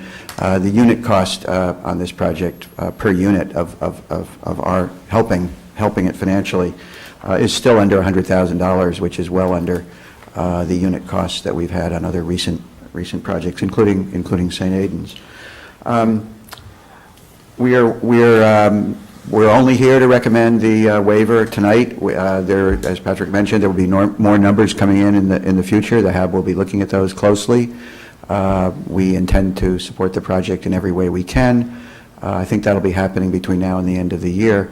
And between now and then, and we've discussed this in our last Housing Advisory Board meeting with Patrick and the Chairman of the Housing Authority, David Treach, we'll be having some informal discussions mainly at the staff level to make sure that we're making the most efficient and best use of the two main sources of federal money coming into the town, the block grant and the home funds, both of which are used and used well by the Housing Authority and the town. But we've never previously really sat and explored what are the most efficient ways to channel those funds to get the most bang for the buck, given our respective missions, which are both complementary and yet different in some positive ways. So, full support for this. And I'm just going to mention one of the differences between the Dahmer Street project and the St. Aidan's project and the Olmsted Hill project. were that those included market rate units in addition, and also ownership units, which I think is not quite the same as apples and kumquats and oranges, but they were mixed-use projects, and this one is absolutely straightforward, low-income rental units with no market component to it. And in my mind, that makes the notion of the waiver quite reasonable and appropriate. So, having said that, Selectman Goldstein. Question for, I'm not sure who, possibly Mr. Kleckner. Oh, It's not, and it may sound silly, but can I assume that the $250,000 in permit fees for this project was not part of the building department's projections for fee revenues, permit fee revenues for this year? It probably wouldn't have been this year, but in any event, it was not. It was not specifically estimated, and so I was going to mention that. I also want to mention that for a lot of the same policy reasons that have been articulated, I do support that. Although it is true that the building permit revenue would go to the general fund and the housing fund is a separate fund, there are linkages between that, and we have financial policies that would allocate money back to the housing trust fund under certain circumstances. So I think there is a relationship, but your specific question, we did not specifically build those into the budget. Selectman Daley? Yeah, but you're comfortable, Mr. Kleckner, are you recommending that we go ahead and do this rather than authorize the money to come out of the Housing Trust Fund that would cover these same fees? I am. Okay. Selectman Benka? Yeah, it actually kind of thinking through what the mechanics are, and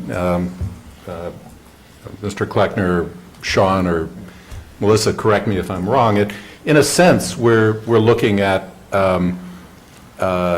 balancing the general fund and the housing trust fund here. And I think if we authorize this waiver, we're making an explicit commitment of support of this project now and affecting the town's general fund in the short run.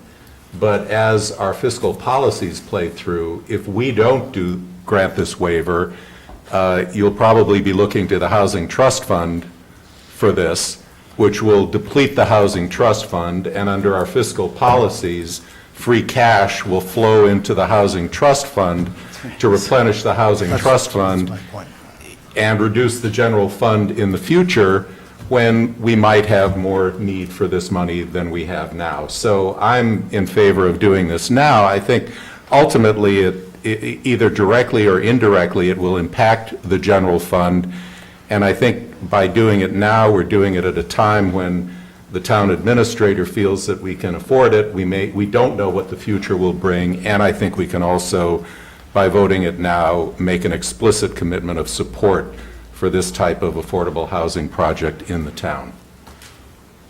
Selectman Waschinsky? Yeah, I'll just agree with you, Selectman Benka, and I'd like the record to reflect some of the reasons stated for favorably looking upon this, including the fact that this is a straight low-income project with no market component, just so a developer who's doing a 40B wouldn't take that as encouragement to come to us. Madam Chairman, one of the things that Roger and I did talk about was developing a policy document that would do exactly that, and because of my obligation at the conference last week, I didn't get around to doing that, but I still would like to do that to memorialize what we've done and create some track record for the future. May I add to reinforce what you said, Selectman Waschinsky, that there's more than one kind of low income, and you'd add even further to the uniqueness that this is a second tier down, which you just don't see even within normal low income ranges. Right. Selectman Daley? Yeah, I have another question for Mr. Dober, or a couple questions. Sure. Based on the comment we heard earlier, I want you to just confirm for us this is going to be Housing Authority property when it is completed. And I obviously, this construction is going to be somewhat disruptive to the nearby neighbors, and what kind of outreach have you done to residents who live there now or nearby Sure. neighbors to tell them what is going to be happening and how much noise, et cetera, they should expect? No, both very important questions. So the first question, the building is being built on Housing Authority land. The Brookline Housing Authority is the sponsor of the project. It takes a moment to go into the financing structure, if I might. The primary source that's available to fund any affordable housing these days are low-income housing tax credits. And the way that tax credits work is that corporate investors who benefit from the tax shelter, in turn, put equity up front into the project to allow it to be built. About 60% of the total development costs come from that transaction, that exchange of low-income housing tax credits. In order for the tax credits to have value, there has to be a for-profit owner of the property. You have to have a taxable entity, obviously, to benefit from tax benefits. And what's done in all affordable housing transactions like this, with housing authorities, nonprofits, what have you, we establish an LLC and separate entity that's the, on paper, owner, if you will, of the project. So the building will be, on paper, owned by a limited liability company, single-purpose company, whose general partner will be the housing authority. And so the housing authority will retain day-to-day control of the property and be responsible for all its operations. The tax credit investor will be the silent partner or the limited partner in that ownership structure. And as I say that, that's how name an affordable housing project, that targets very low-income people.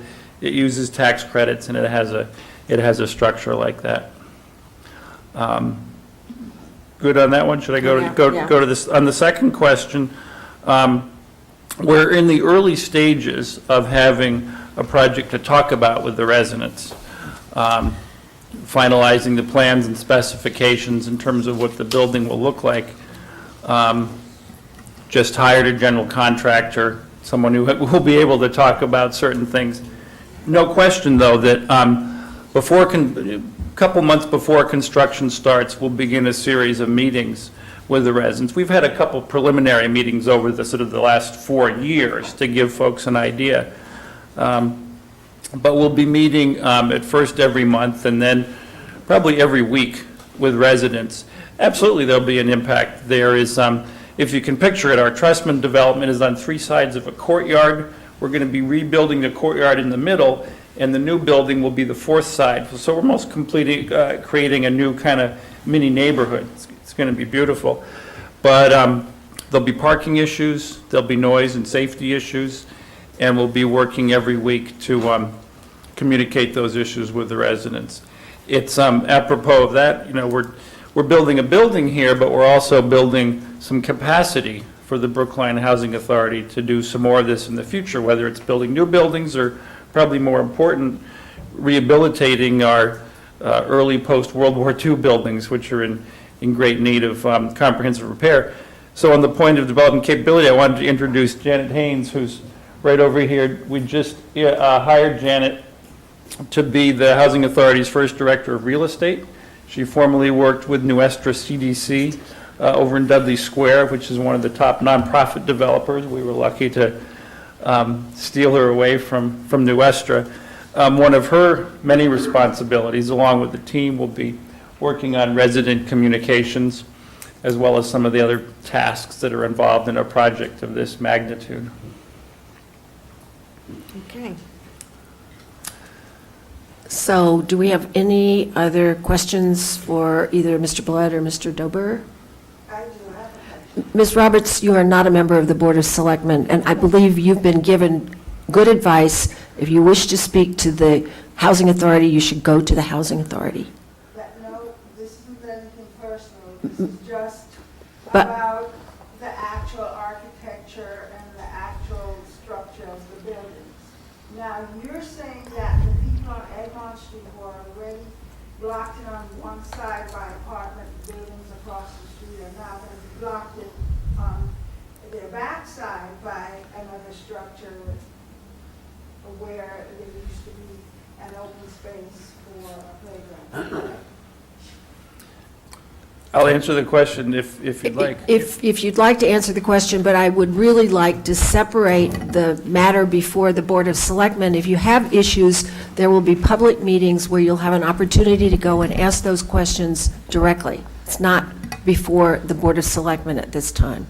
I'm going to just repeat it, though, since she wasn't at the microphone. The question was about some playground space on Egmont Street being used for this project and therefore unavailable to the kids Right, who might play. You know, we don't have a plan and the map in front of us. I'm not sure if everyone has the same streets in mind as we're discussing it.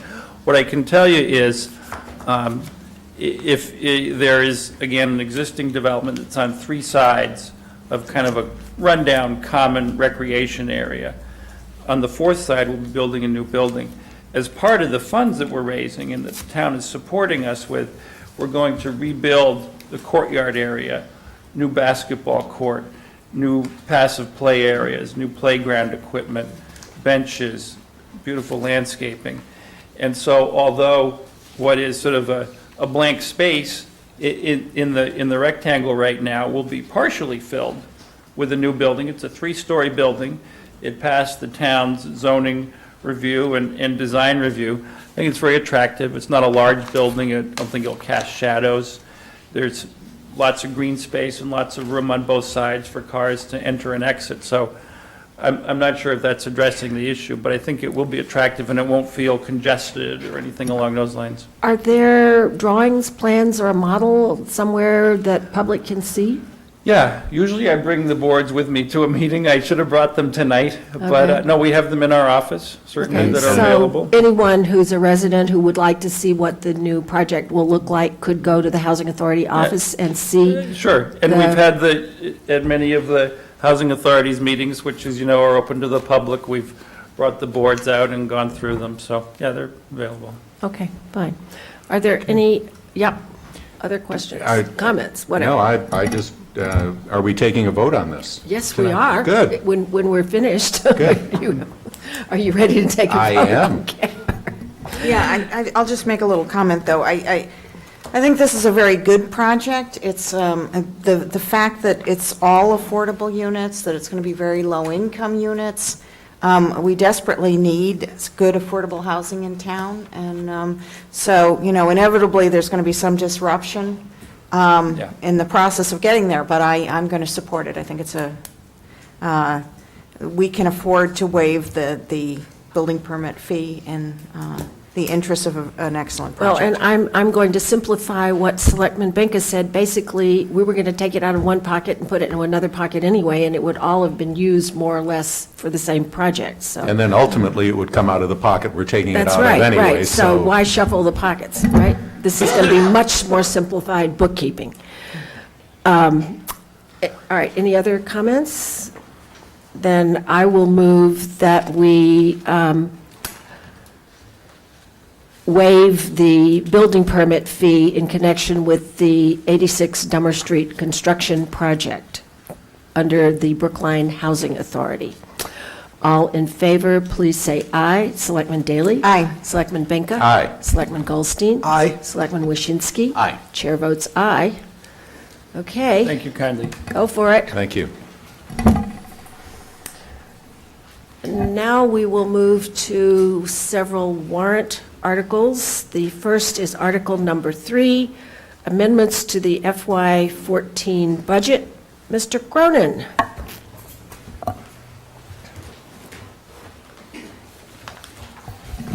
This should be pretty straightforward.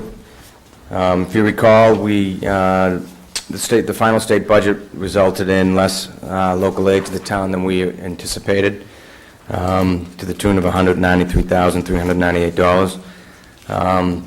The second issue is the police department budget, which I'll come back to, but the state aid, if you remember, the governor had a pretty robust local aid proposal in his budget back in January that was pretty much predicated upon the passage of his tax proposal. In the legislature never went along with that, so they reduced local aid to a certain extent. It's still a pretty significant increase year over year. It's 10.5%, but it's less than what we had built into the budget. So in order to close that, we're recommending two things. Reducing about 5 budgets, departmental budgets for gas and diesel fuel for vehicles. The Chief Procurement Officer, as he does annually, ran a multi-community bid process for vehicle fuel. Oh, right. And the bids came in lower than what we had budgeted for. David seems to know something the rest of us don't, which is great. So we're able to reduce that by about $40,000. And then secondly, worked with the Chief Assessor and Finance Director, and we agreed to reduce the appropriation for the overlay by $153,398. So that would bring it down from 1.7 down to $1.55 million. So those two items would close the $193,000 operating budget gap. Mr. Kleckner, would you like to add anything? Well, I certainly have worked with Sean to prepare this recommendation, so I'm fully in support. I did want to just mention, Sean indicated that the governor's state aid numbers were a lot higher. We actually didn't use those. We used a lower number, but that still was a little higher than what ultimately came out of the legislature, to the tune of 190. But I did want to say that, we didn't assume the governor's numbers. We did lower them, but they weren't quite as low as... Split the difference, yeah, right? Right. Okay. Selectman Daley. Yeah, I have a question about the overlay reserve and reducing that. You're saying there are some balances in prior year accounts. I thought usually we released the balances in prior year accounts. No, every once in a while, we'll go through that process and have certain dollar amounts declared surplus, and then per our policies, we use that for one-time items, primarily capital. But there's still, after potential abatements, about $2 million in prior year overlays. Okay. Other questions for Mr. Cronin? And then on the police budget, this is cost neutral. We're increasing the budget by 72 and increasing revenue by 72,000. And what this is associated with is the new handheld enforcement system that the parking control officers use. Just to cut it short, under the old system, we were given net revenue, meaning parking ticket revenue less the online convenience fee that's charged by a company that we contract with. Under this proposal, it's gross revenue, and then we're invoiced.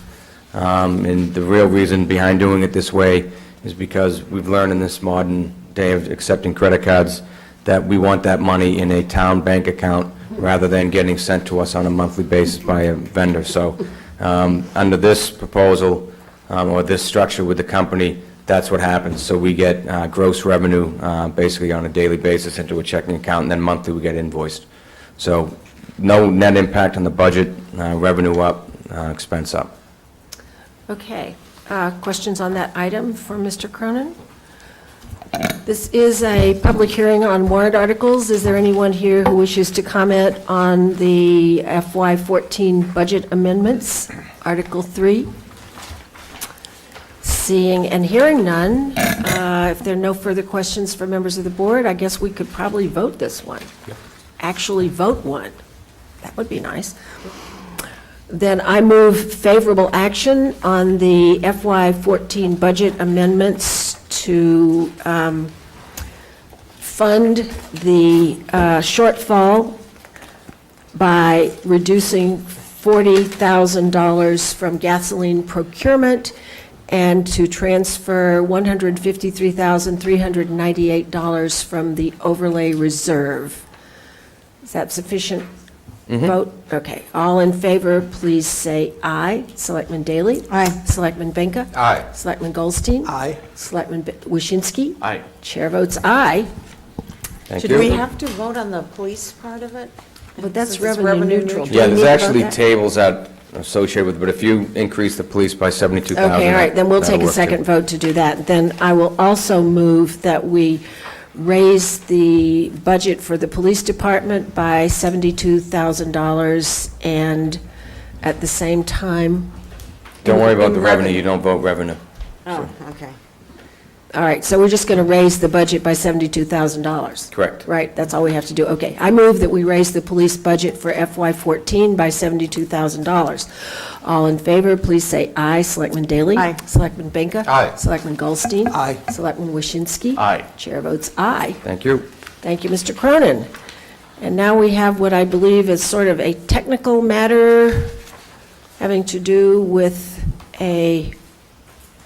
accepting a state statute.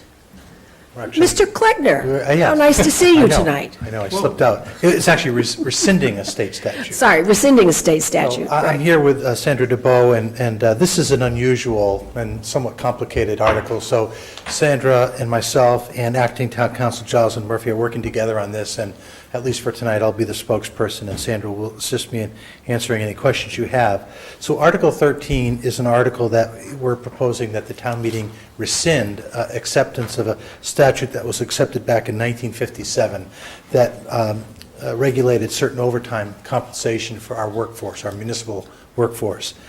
This law was accepted before the introduction of collective bargaining in Massachusetts for municipal employees, and also before the passage of relevant state and federal labor law, and particularly for overtime for the Fair Labor Standards Act.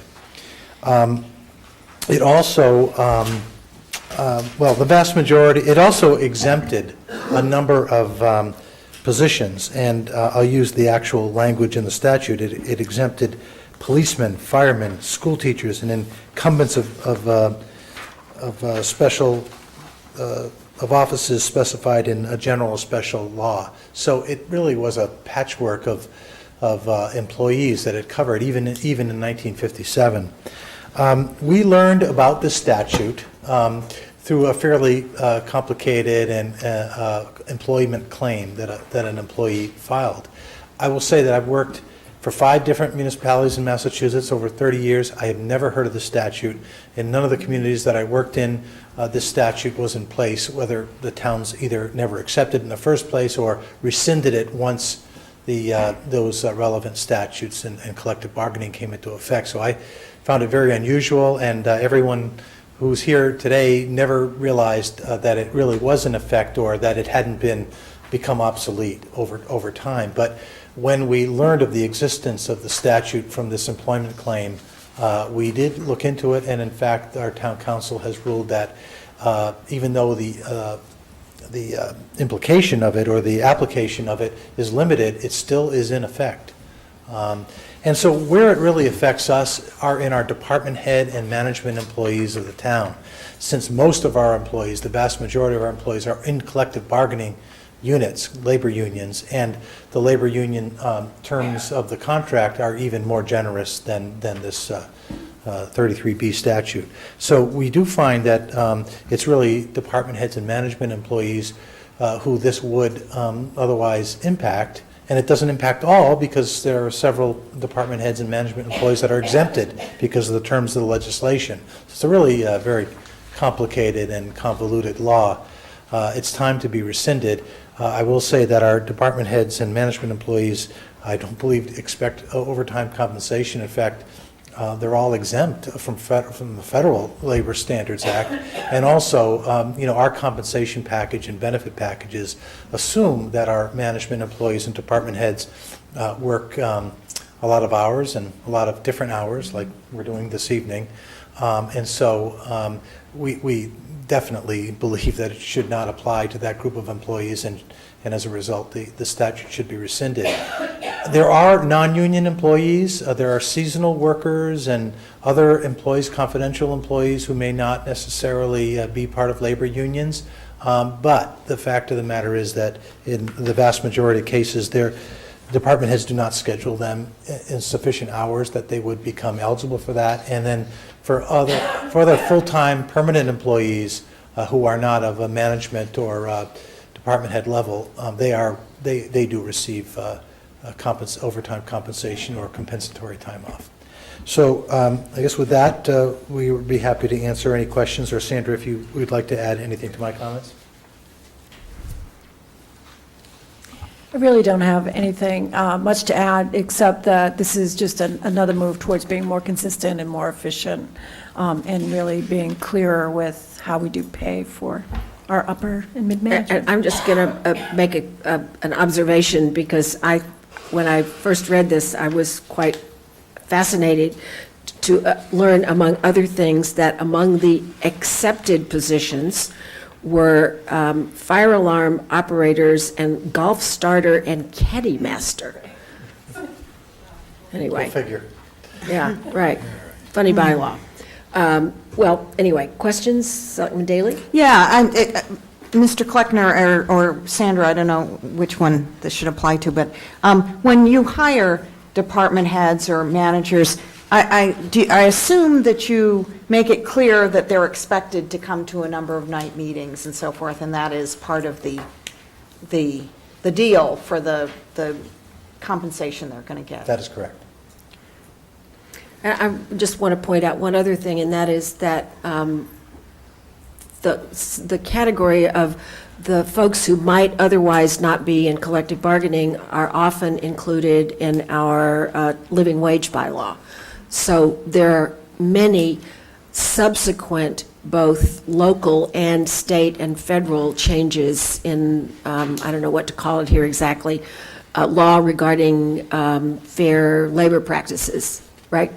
That have superseded this from 1957.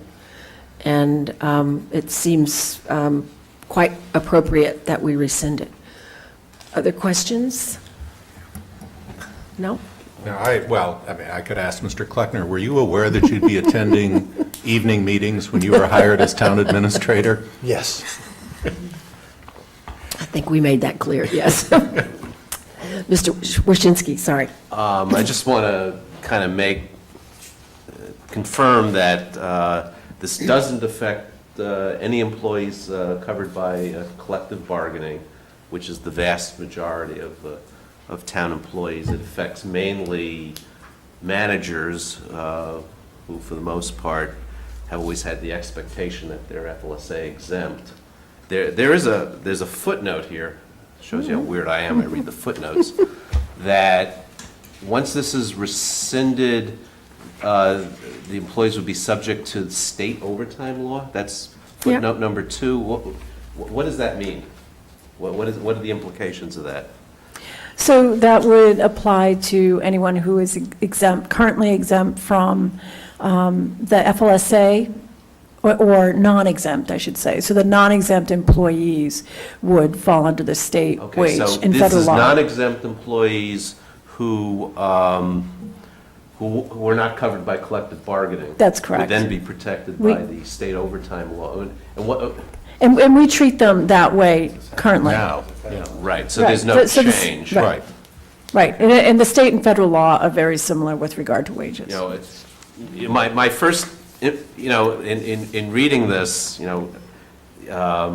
my first knee-jerk reaction is, gosh, we're changing the terms and conditions of employment, but we really aren't.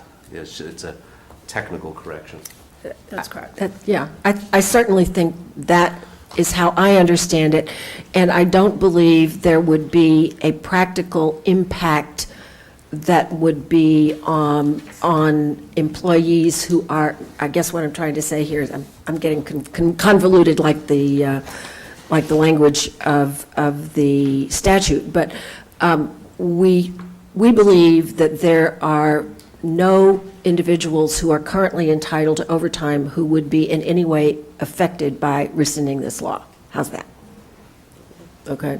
That's correct. Accurate statement? Yep. Right. So we think all the protections that people currently have would still be in place. And I would say, and if we do discover that, and we've been looking pretty hard, we would not propose that they be compensated under 33B. We would try to rectify it in other more rational ways. Yeah, right. Other questions? No. Yeah. Are we comfortable enough to take a vote on this one? Public hearing? Well, of course, it is a public hearing. Is there anybody here who wishes to speak on this article with regard to rescinding the provisions of General Law, Chapter 149, Section 33B. I'm willing to vote it. All right. Favorable action. Okay, then we have a motion for favorable action to rescind the General Laws, Chapter 149, Section 33B. All in favor, please say aye. Selectman Daley? Aye. Selectman Benka? Aye. Selectman Goldstein? Aye. Selectman Waschinsky? Aye. Chair votes aye. Wow. We're moving very speedily. And next we have the resolution under the, gosh, what is the number of this one? 16. Article 16, sorry. Didn't have the name in front of me. Under Article 16, do we have someone here to present? Mr. Oni, are you the speaker? Well, I don't know about all.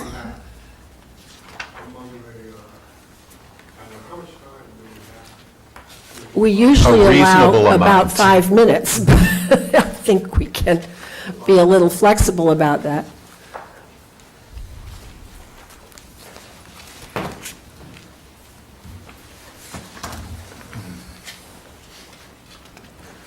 Good evening. I just walked in and I understand it is the Article 16. Yeah, that's right. Right. Well, I'm one of the petitioners. Sure. Please identify yourself for the record. I'm about to. Mariella Ames, petitioner of Article 16, member of the Diversity Committee of the Human Relations Commission. The purpose of this article is to appoint qualified people of color who have applied to a commission tasked with race relations. Applicants who have more expertise on the issue of race than many. The majority of the advisory committee, the Human Resources Board, and the Board of Selectmen. The problem is in front of you. The disparate treatment that people of color receive in this town, the non-equal opportunity, and the way we are regarded. It is not about Arthur, Cruz, Dwayne, or I, or how I feel or we feel individually, but who we represent and how people of color are regarded by the community, town meeting members, the advisory committee, and you at the top as decision makers. How people of color are not afforded a seat at the table. Why? The competence needed to address race relations is poor in our town. And absent of a critical mass of diverse membership in the different groups holding power, it will remain the same. And the town will have the same or greater risk of being sued if the suits prevail or we continue to settle discrimination suits. The commission is tasked to address race relations. The problem is race relations. The question for you is how much sense does it make to exclude a critical mass of diverse, qualified volunteers to such a commission? We are not the problem. You are the problem. We are part of the solution. Mr. and Mrs. Dukakis agree with this resolution. And I also wonder, why is it that the selectmen won't appoint these members to the commission? I don't know if there are other people who want to speak, but I'll be happy to answer questions that you have or...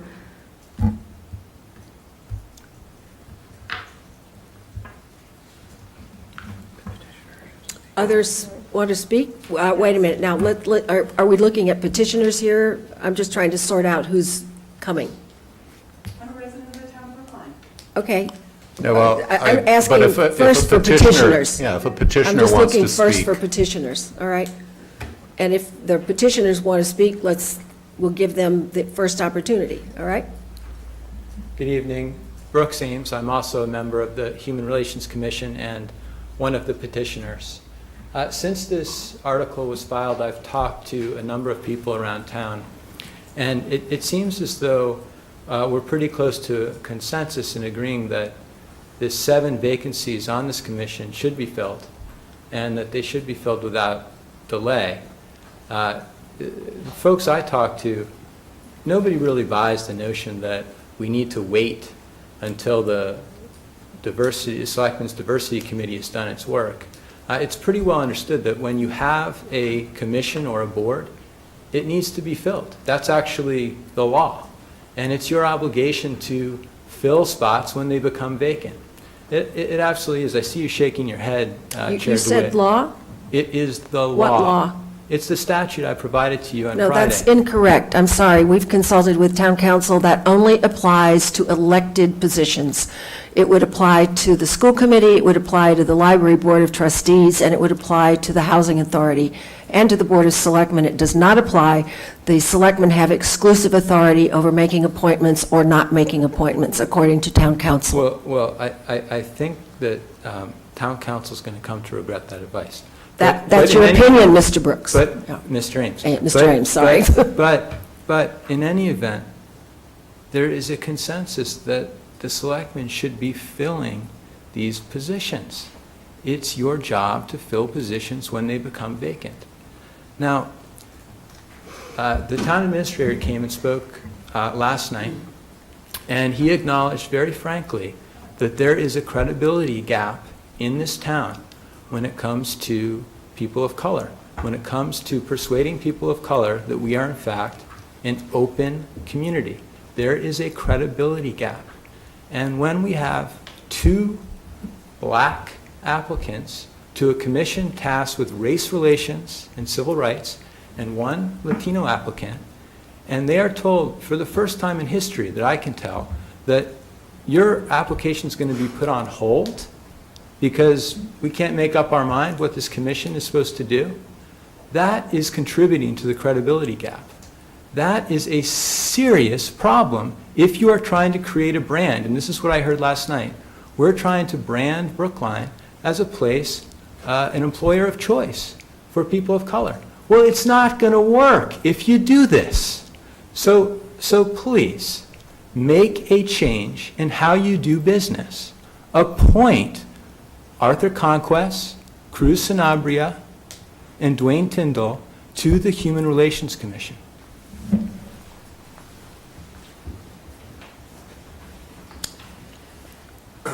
I voted, Larry. Sorry, you're also a petitioner, right? Yes, Okay. petitioner, and lived in the town, I guess, 39 years, and serve on the Human Relations Commission. I voted for each one of you. Some of you I voted 2-3 times, okay? And there was an assumption that that you were in the business of effectiveness, doing the right thing. And frankly, what I've discovered is the BOS now has a reputational risk regarding race in this town. And it is embarrassing to walk the streets and have people approach me because they know of the work that I've done over the years. What is up with the Board of Selectmen? Now, I have met with each one of you, and I've come to the conclusion that I don't think you understand the impact of what you're doing. It is the credibility of the BOS regarding this area is really at risk. So Arthur, Cruz, and Dwayne are the canary in the mine. And I'm here today to try to understand how these individuals could be treated with such disrespect. And what is happening is there is now an ongoing conversation about race in Brookline that is migrating. And I think it's about time that it's way beyond damage control. So I'm here today to say, please give the due respect to Arthur, Cruz, and Dwayne, because this problem is migrating. So the other thing is, I've been out of town. The idea that, I guess last night it was suggested that we're a corporation. Well, when I do consulting with corporations and I get called in about what do we do about a sticky situation, the best advice I say is apologize, stop the trickle of the faucet, and act.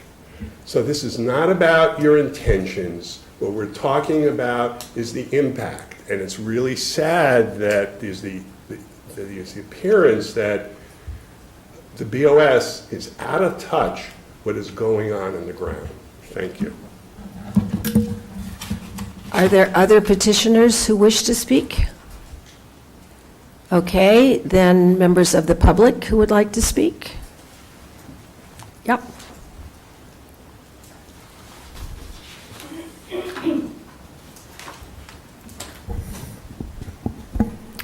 Good evening. I'm Mary Elise, town meeting member representing Precinct 6 and speaking on behalf of the resolution. Some of you might have attended the Harvard commencement last May when Oprah Winfrey spoke. She emphasized that people do not want divisiveness and conflict, that people simply seek respect and recognition. I believe that respect and recognition is what this resolution is all about. It respects the town's procedures and expectations for filling vacancies on commissions in a timely manner. It respects the current 8 commissioners in their conscientious efforts to fulfill their responsibilities, efforts which are currently stymied because of all of the vacancies. If the Board of Selectmen wish to suspend the commission's work by letting appointments drag on, then it would be more appropriate to make that intention clear. This resolution respects the commission applicants who have been kept in a state of limbo for some 6 months. It's hard not to speculate on reasons why that have to do with race and ethnicity of the applicants. The history of this commission would indicate that there have been only token appointments of people of color. It makes me think of something that black people say about the attitude of white liberals toward them. One is a pet, more is a threat. Further, the resolution respects the stated purpose of the Human Relations Commission, which, though established a while ago, is still desperately needed and relevant. Much as we might wish, Brookline is not a safe and inclusive cocoon within an otherwise troubled society. Right now, too many people of color feel that they have no safe avenue or safe place in Brookline where they can get the respect and recognition that every human being deserves. Repeatedly, their fears and experiences are denied and dismissed. Without a town process to grapple compassionately and credibly with this serious issue, there's little alternative to the time-consuming and costly legal route. I believe a road to reconciliation is much better than litigation. This resolution also respects you, the Selectmen, and supports your responsibility regarding timely and relevant commission appointments. In closing, I would note that many people in Brookline have worked hard during various campaigns to get President Obama and Governor Patrick reelected. It's time for that kind of energy and enthusiasm to be focused on getting people of color represented, respected, and recognized in the town's daily life and employment practices. This resolution is a tiny step toward that goal. I urge the board to think of it as supportive of, not adversarial toward your role as selectman, and as such worthy of your endorsement.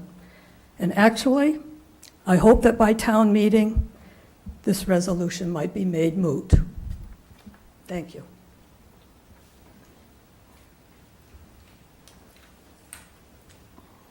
Thanks. I'd just like to piggyback on those sentiments. There is a need. Just tell us who you are again, please, sorry. Yes, for the I'm record. Dr. June Roberts, and I'm a resident of Brookline Housing. I've been a resident of Brookline Housing for 26, almost 27 years. I've raised 10 children in Brookline by myself as a single parent with a partner who was not supportive and never lived with us. So at this time, I would just like to say that my feeling exactly with the grievances that I brought was that I feel I'm not recognized, I'm not valued, I'm not respected in this town.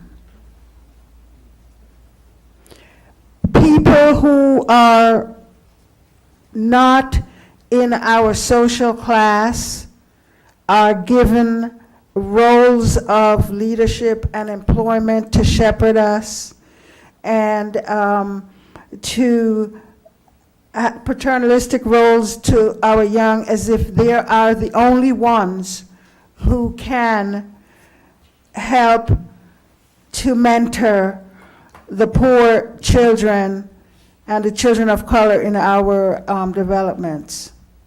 This has been the case for 26 years. It's always the great white person who will bring, for example, through steps to success, help to the disadvantaged, poor children of color, where no one tries to use the resources within the community, because there are people who are quite capable of filling these positions. And again, it speaks to this committee on diversity. You are not employing enough people of color for positions that they could fill, living right here in the town. Why? Because there's also another class barrier, that they're not even considered capable of filling these roles. You bring in people from everywhere all over the kingdom to do work. They travel 20 and 30 miles to do work with our children, where people in the development can work with these, and the housing authority, they're never hired. Also, another problem which is what seems to create conflict is, a new director came into the housing authority, and within like 2 weeks, he didn't like me. At least I felt that from the looks I was getting from him. Obviously, someone had already told him about me. It wasn't anything to do with his relationship or our our exchanges together. So then you tell me there's no place in the town or anywhere that I can go to really have some kind of objective intercession from somebody to kind of give a tenant support who might be feeling a little bit, squeezed by the housing authority, because I went to their board of commissioners, and if you hear the tapes, the head of their board was, laughing at me, ridiculing me, and banging down the gavel when I was in the middle of talking. That is what goes on in meeting. When we complained because we have a on paper tenant association, we don't have a real tenant association, and no one in this town would help us to organize and get a real tenant association so we could have some kind of power to push back and get some of our rights. We have tenants' rights. None of that, we can't exercise those. We have retaliation from the housing authority when we do or say things they don't like. We don't have anyone that we can go to get help with that. But at the time of the renovation, when it's obvious that there were monies available, and I don't know if you know that where the monies should have come from to move us out, because there was such extensive renovation, No one said anything about, why did that happen? How could you have, 4 people died of respiratory problems after that renovation. 1, 2, 3, 4. I called downtown to the board of the same place you told me to stay, community development. When the person to oversee Brookline came in there was all this sly smiling, and you know, nothing was done. I guess he got his kickback too, because somebody got some kind of money for us not being moved out. When my granddaughter came to my apartment, she said, "Why are you still living here?" Dr. Roberts. I know this is long. Can I interrupt you? You had a lot of valuable things to say about the warrant article in the beginning, but you're kind of on a tangent about the housing authority know. now. Can you redirect? Okay, so thank you for that. Here's how I'm going to sum this up.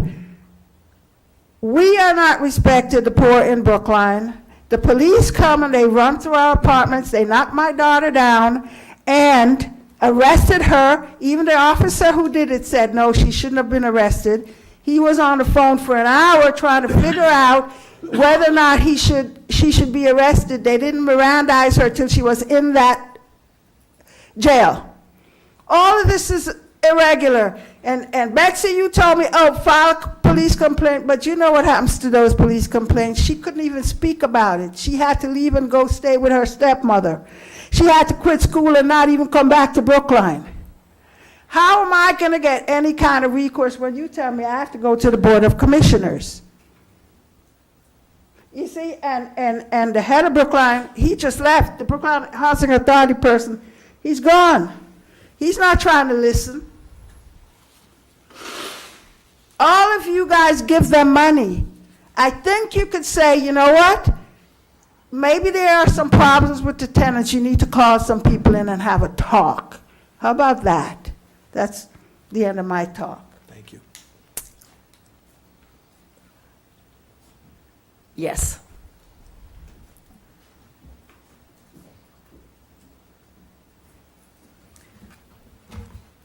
Good evening. I'm Joanna Baker. I'm a town meeting member in Precinct 13. I live at 1824 Beacon Street. I've served in 3 town meetings now, so I'm new, relatively new. I've spent time with Nancy because Precinct 12 and Precinct 13 vote at Runkle. I've spent time with Selectman Banka because he's in Precinct 13. We've all spent some time together. And I respect you enormously, and I think you have the right intent. I didn't know what these other petitioners and members of the community were going to say, so I'm just going to speak from my heart.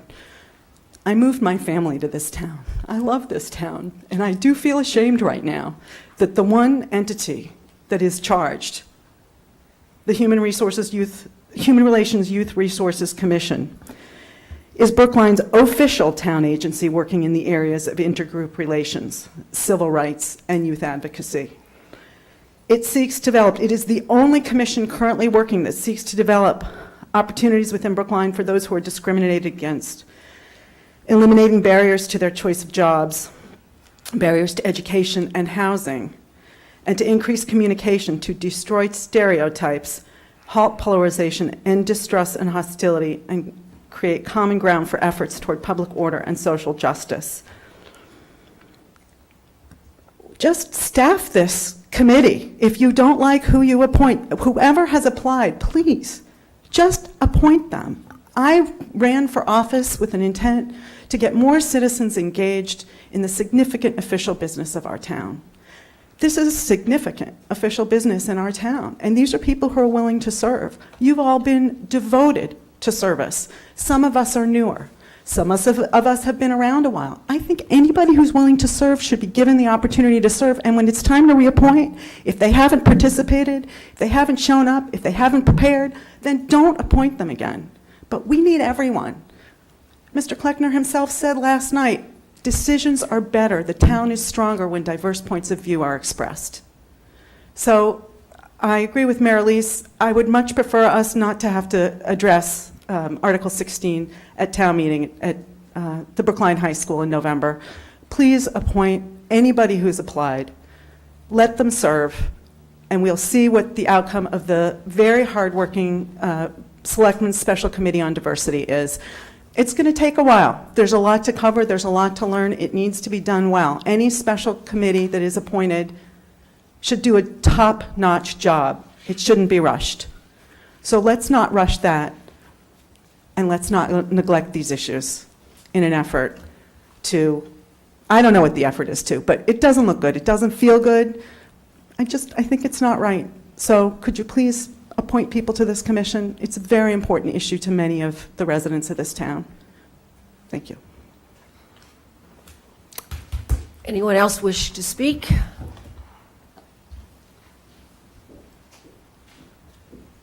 Hi, I'm Cornelia Vanderzeel, town meeting member from Precinct 15. It's hard to follow the few people that have already spoken. I'm here also in support of Article 16. I spoke for Article 10 at the last town meeting. I've only been, like Joanna, 3 town meetings for me. But what she read was partly the mission statement from the, as you may recognize, from the Human Relations Youth Resources Commission, and there's a lot more there. That commission, to my knowledge, has not been abolished. I understand there's work going on, and I've been attending some of the meetings on the Board of Selectmen's Committee on Diversity to see what the role of this commission should be.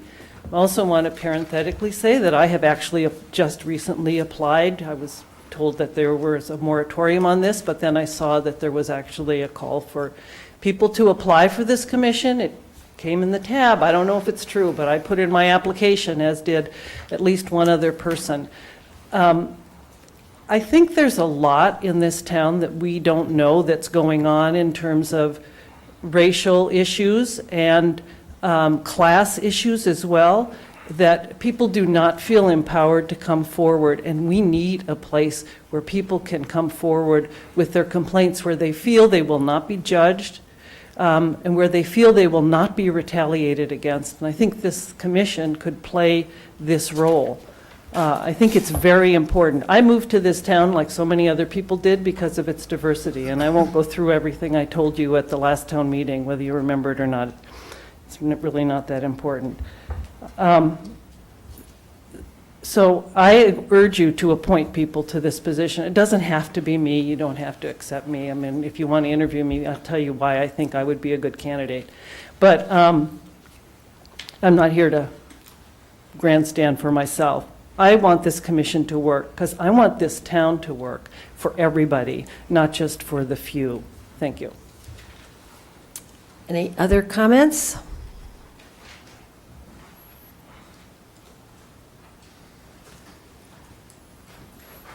Is it okay if I speak? I said, any other comments? I know, but I'm, one of the individuals that applied to the commission. So is Ms. Vanderzeel. So are others. Okay, well. Does but not prejudice you. I'm one of the black. How about that? I'm one of the black applicants. Welcome to speak. Okay, thank you. Arthur Conquest, Town Meeting Member, Precinct 6. I'm speaking in support of Article 16. In 1992, I was invited by Bob McCain, I'm sure you all know Bob McCain, to be the keynote speaker at their Dr. Martin Luther King celebration event at the Devotion Elementary School. To my utter amazement, 6 people were in attendance. After I concluded my remarks, one of the attendees, a white woman, stood up and lambasted the commission for the deplorable turnout and vowed to help organize a much more respectable and fitting event the following year. This was my introduction to the Human Relations Youth Resource Commission.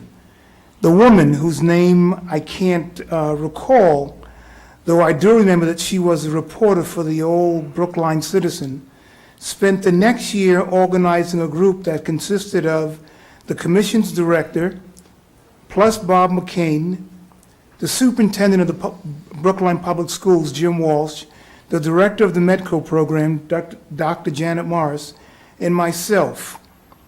In short, the following year's Dr. Martin Luther King event was a resounding success with students, community people, teachers, and dignitaries galore filling the Devotion School auditorium to the brim. Two things I noticed during the year of planning.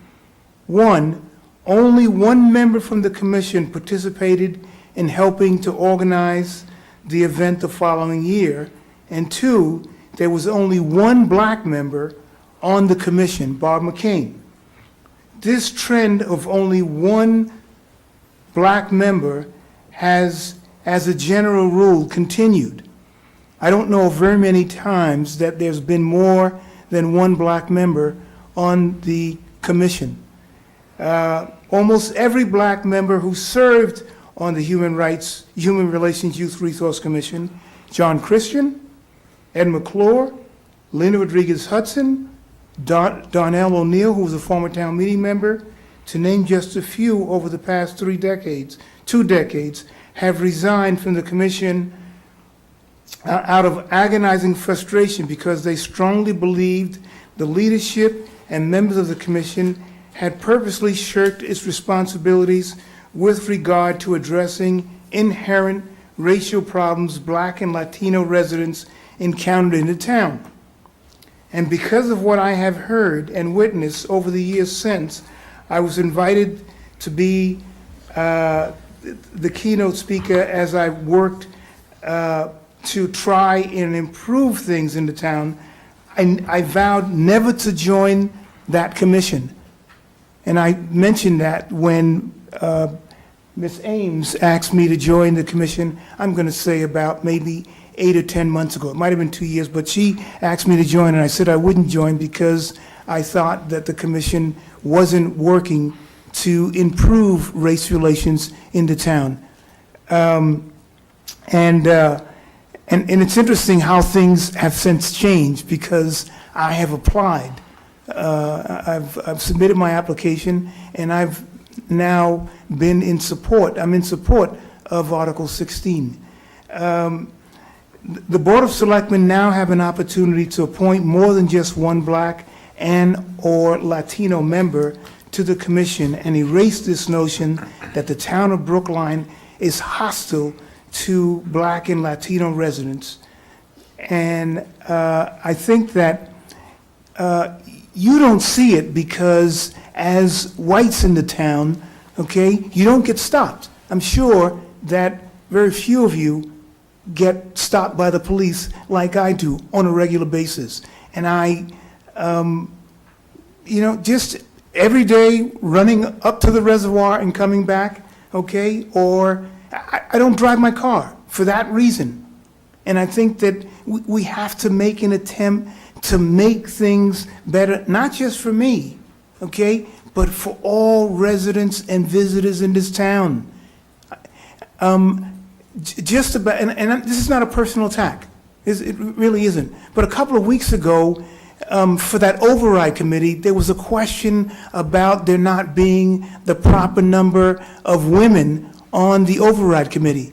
And Mrs. DeWitt yelled out that they were misogynists on the Board of Selectmen. And isn't it interesting how there was a special Board of Selectmen meeting called the following Tuesday, and bingo, 2 additional women were put on that override committee. I wish you would do the same thing for this Human Relations Youth Resource Commission. If I said, you're racist, let's, on Tuesday, come back and put Cruz, myself, and Dwayne on this commission. But we don't have black people on that Board of Selectmen to make that happen. I don't mean to point my finger. I'm sorry. I apologize. Okay? But think about that. You've got one black member on the Human Relations Youth Resource Commission, a woman, and you have one Hispanic female. The black male, female did? Okay, so now you have one Hispanic female. There are no black males. There are no Hispanic males. Please, let's try and change that. Thank you. Any additional speakers? Okay. Comments from members of the board? Be happy to comment. Yes. I got a question Selectman first for Selectman Daley.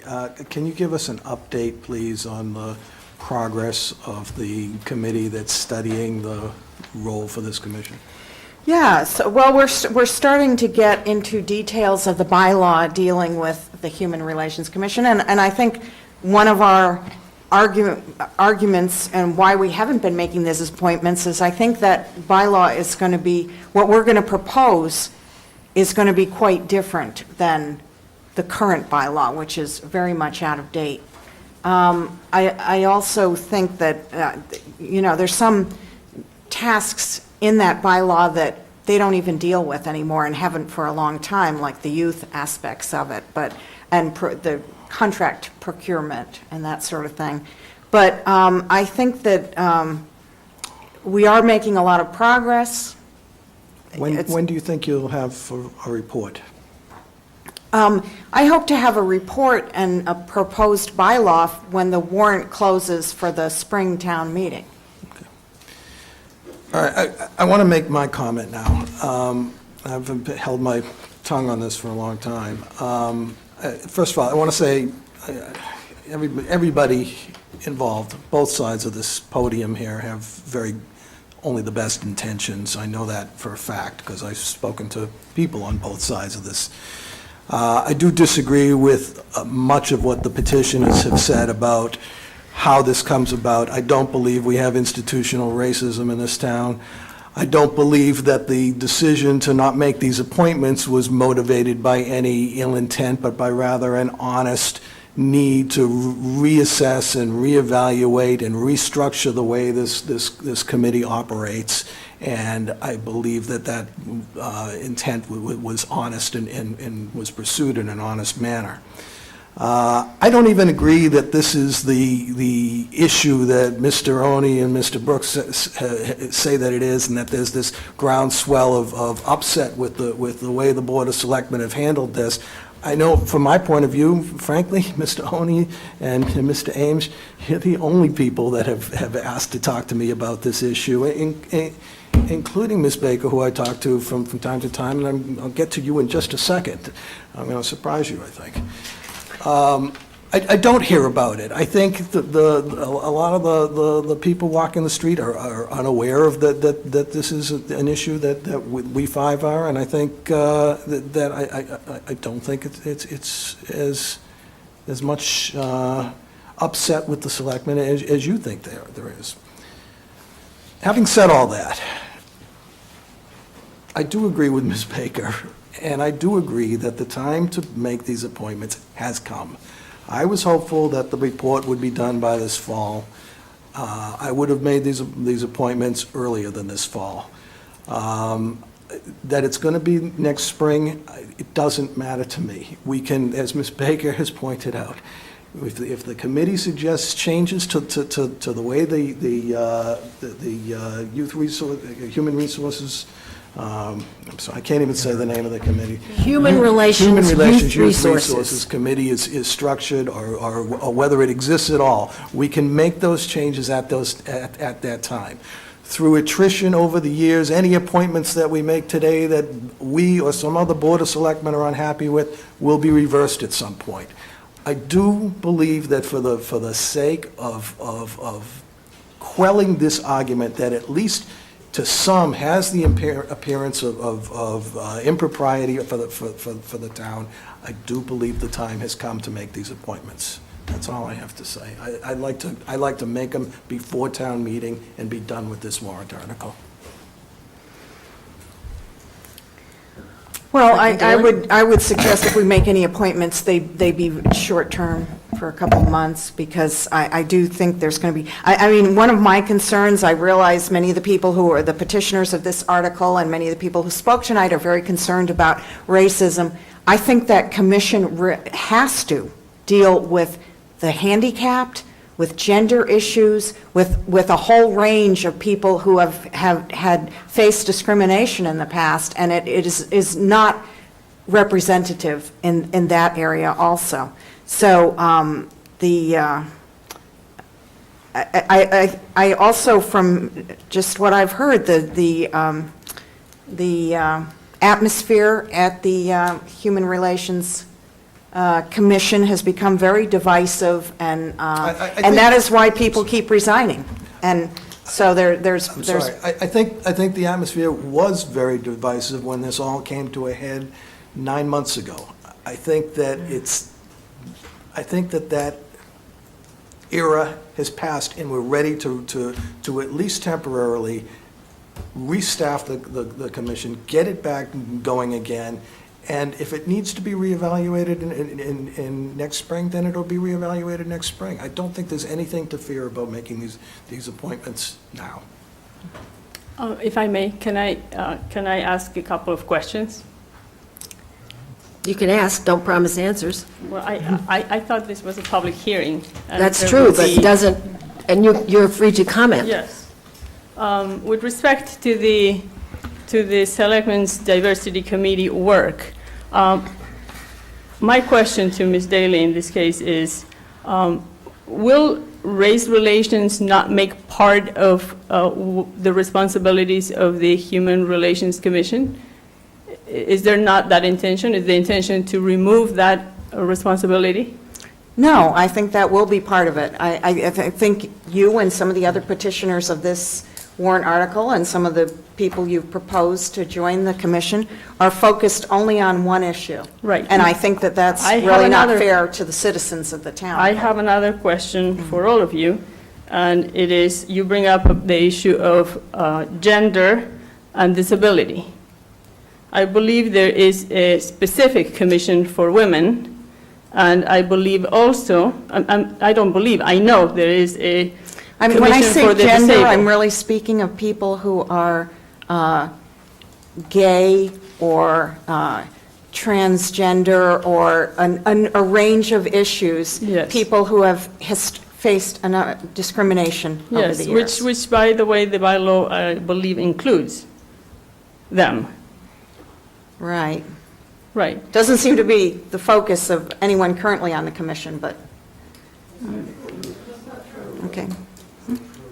Yes, I mean, don't agree with that. And frankly, I would like to ask you. Yes. Why are you not asking us about putting some Asian members on this community? We have a 15% Asian population in this town. I actually have, I Totally have underrepresented.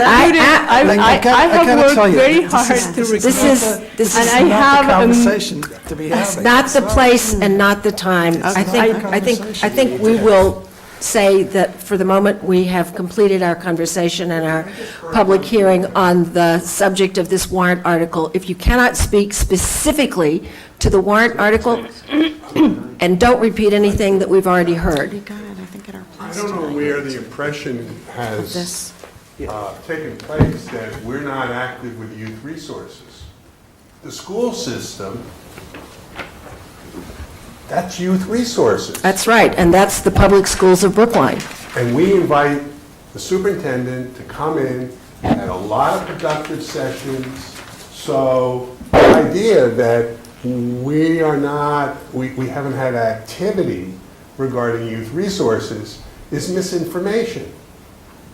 So the frustration that some of us have is that garbage goes in the system, garbage is going to come out. I don't believe that you all have accurate information.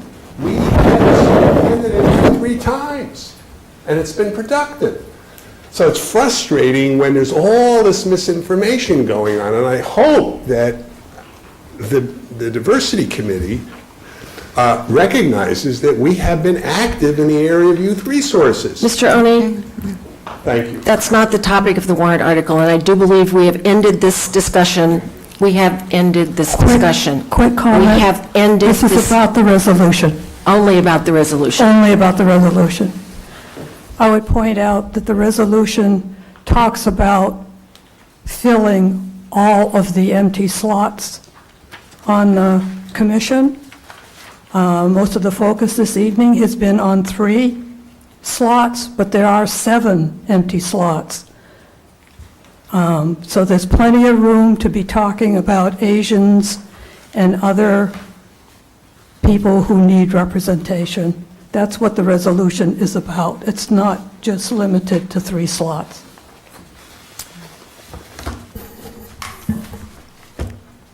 I have a question about of course. Okay. In my memory, I've never seen an article, whether it's a resolution or a binding bylaw proposal, that named people that, even by implication, that must be appointed by the vote of town meeting. Can you name any other precedent where we ever have done that? I'm not aware of any.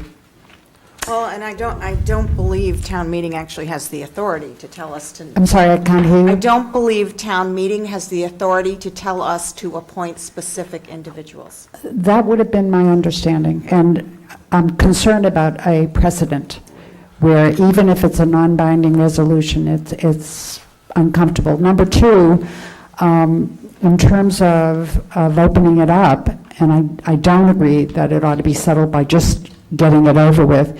I do think we ought to be filling the seats, but I think it should be opened up to a new process of energetic effort to look out for residents who are willing to serve. And I think it sounds like a big job, but it's doable. There are tons of organizations in town that could be of some service.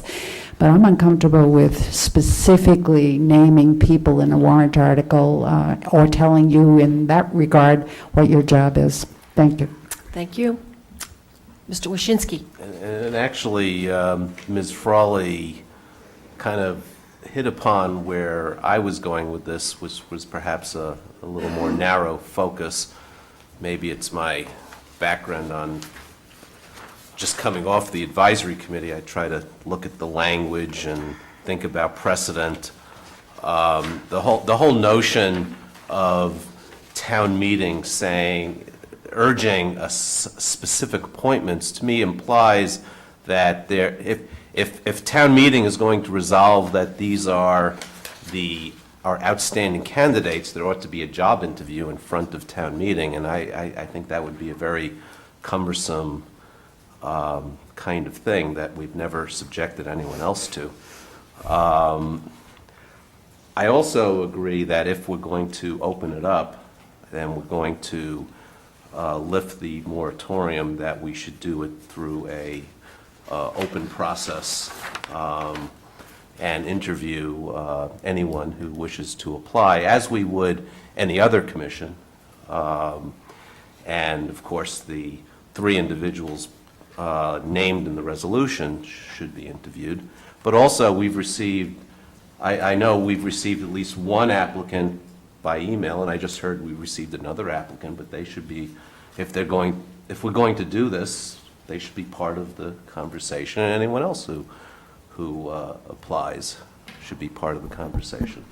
But I think it's, we have a commission that, for whatever reason, we have a commission that can't make a quorum, and part of that is because of vacancies, and I'm sure there are other reasons.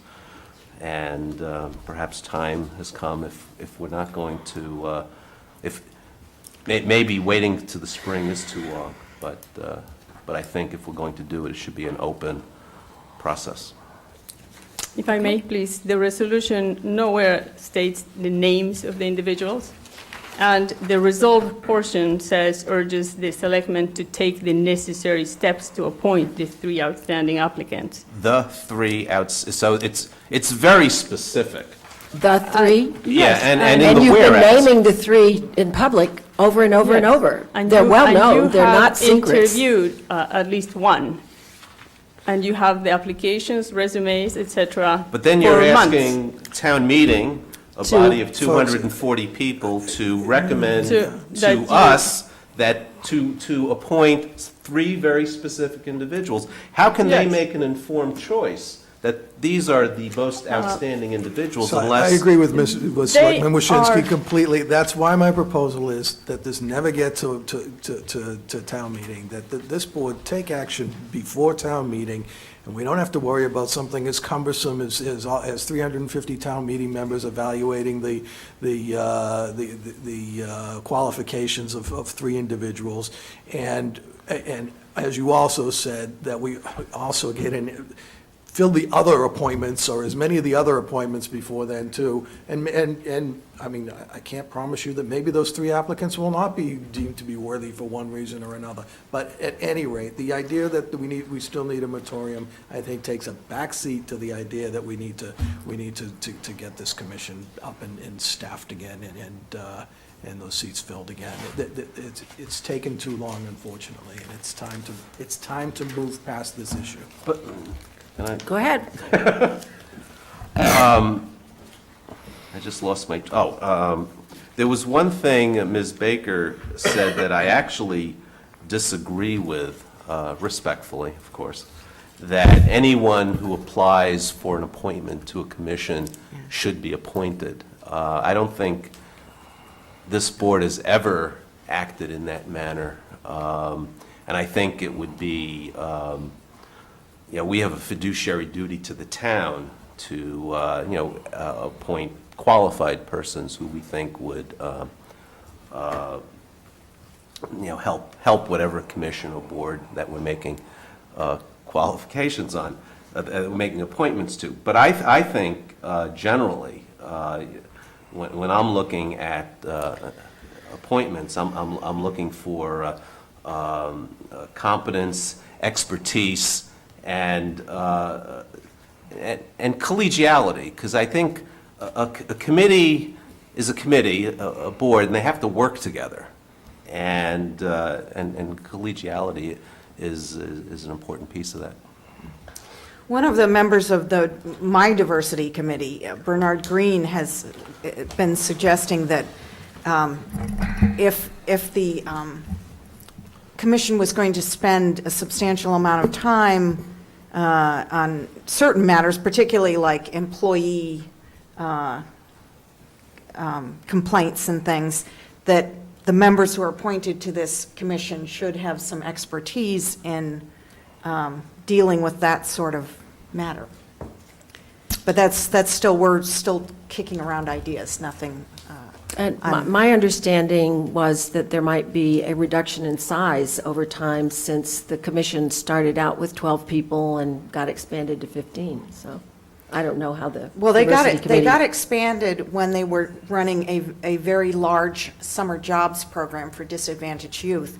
They haven't done that program for a long time, and it is a big committee, and that may be part of the reason that there's some of this factionalism that seems to be going on with the committee, and some of the complaints I've been hearing.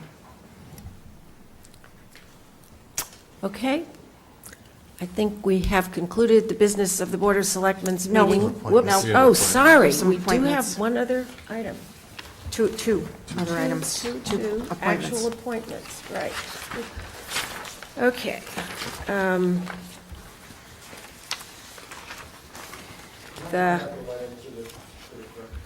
Yeah, sure. We have a slate before us to be appointed to the Brookline Place Development Advisory Committee. Everybody has a copy of that? Any comments about it? One Yep. thing that my most substantive comment will be when this goes into the minutes, please spell my name right. Okay. But, I'll say something substantive. Might as well, yeah. You're sitting up here, you might as well. It's all about you, Might as well say Right, something. Yeah. right. I should defer to my senior selectman, but I guess I'll. No, go right ahead. Ken and I tried to put together a diverse committee, diverse in many ways, and representative of the many constituencies that I think a committee like this has to address. So we have folks from the Green Space Alliance, abutters, we have folks with some specific skill sets, architects, planners, transportation engineer.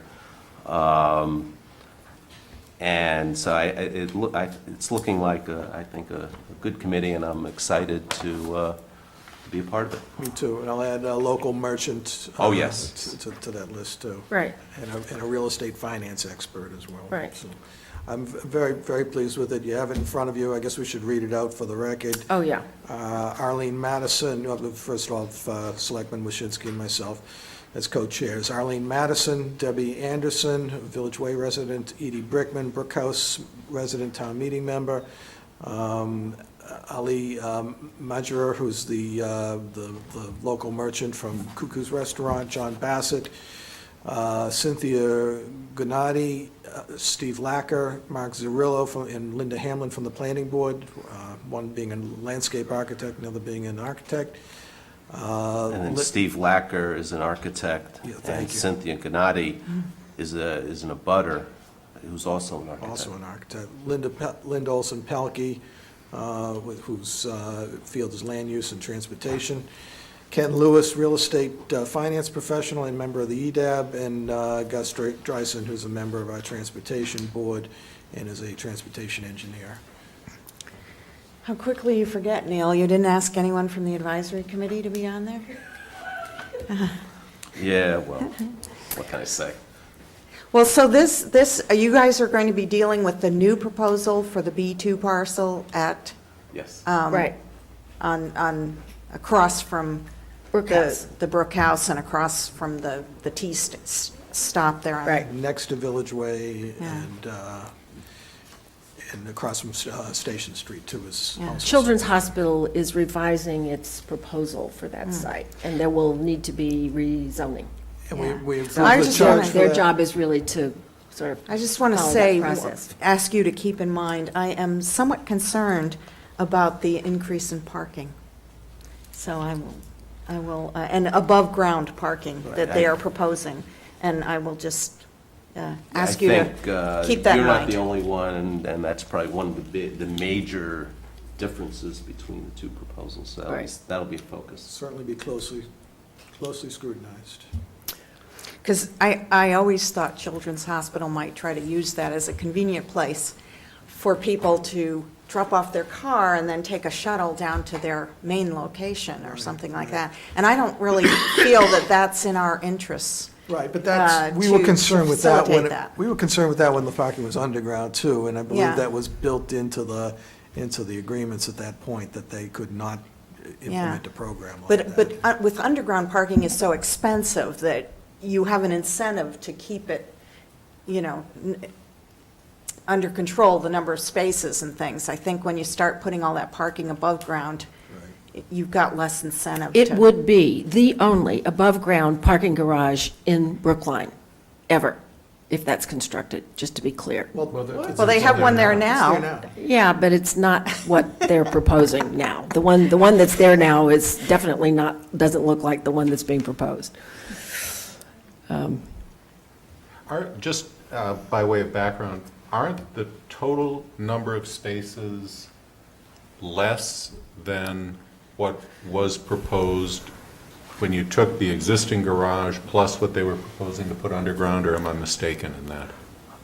I think you're correct. Yeah, I think that's true, but it's a reduced But, project. right, it's just reduced. Right. price. Smaller. Right. So how it. Yeah, So, I don't- what's the square feet, ratio yeah. of parking Right, I don't- yeah, I to don't offices, know. or I don't know what the is it they're bottom line. proposing to do there now? Offices? Medical offices? Combined. Combined. Yeah, Yeah. so mixed, And still retail on the first retail, floor. right. Yeah. Yeah, I mean, I think it also, when all is said and done, it depends on not only the size, but also the use. I think medical offices tend to have a much more intensive. A large number of trips, car trips, yeah. trips, And I think that parking was, need and so forth, as opposed to laboratory space, for right, example. was one of the reasons we went toward laboratory space when we agreed to upzone that parcel. And so, yes, I just ask you to keep a very skeptical eye on what exactly they're doing. We hear you. Okay. I hear you. Ultimately, any zoning change will require a two-thirds vote at town meeting. Yep. So Fully aware of that. the work of this committee is going to be very important in teeing up something that is palatable to two-thirds of town meeting members. Okay, we're just appointing the committee, guys. We're not actually reviewing the project right now, all right? No. So, Ken, you want to move it? Yes, I move that we appoint the members of the Brookline Place Advisory Committee, BPLAC, according to the draft proposal dated September 26, 2013. All in favor, please say aye. Selectman Daley? Aye. Selectman Binka? Aye. Selectman Goldstein? Aye. Selectman Waschinsky? Aye. Chair votes aye. And finally, we have a recommendation from the Council on Aging for a number of appointments. The reappointment of Deborah Brass and Irving Finn with terms ending in 2016. A new appointment, two new appointees, Celia Lascarides, one new appointment, Celia Lascarides, whose term would end in August 2015. And finally, two associate members, Claire Lurie and John Mulhane, whose terms would end in 2016. Sorry, one more. An associate member, Jackie Wright, whose term would end in 2014. And three reappointments whose terms would end, I think they're reappointments. I'm not sure. It's not clear. But in any event. No, I think these are people who've contacted and said, I'd like to be an associate member. Okay, then we But will they have a propose their different terms, all right? terms. So associate members, Jackie Wright, whose term would end in 2014, Rita D'Entremont, Sherry Lee, and Ted Shamitz, whose terms would end in 2016. You want to add anything to that, Selectman Daley? No, just I know the nominating committee took this very seriously, and these people were mentioned at the last Council on Aging meeting, and there was general enthusiasm for them. Okay. Any questions from members of the board? Seeing none, I move that we appoint the named individuals to the Council on Aging as citizen members, associate members, either as citizen members or associate members, as indicated on the recommendation of the nominating committee. All in favor, please say aye. Selectman Daley? Aye. Selectman Binka? Aye. Selectman Goldstein? Aye. Selectman Waschinsky? Aye. Chair votes aye. And that concludes the business of the Board of Selectmen for October 1st.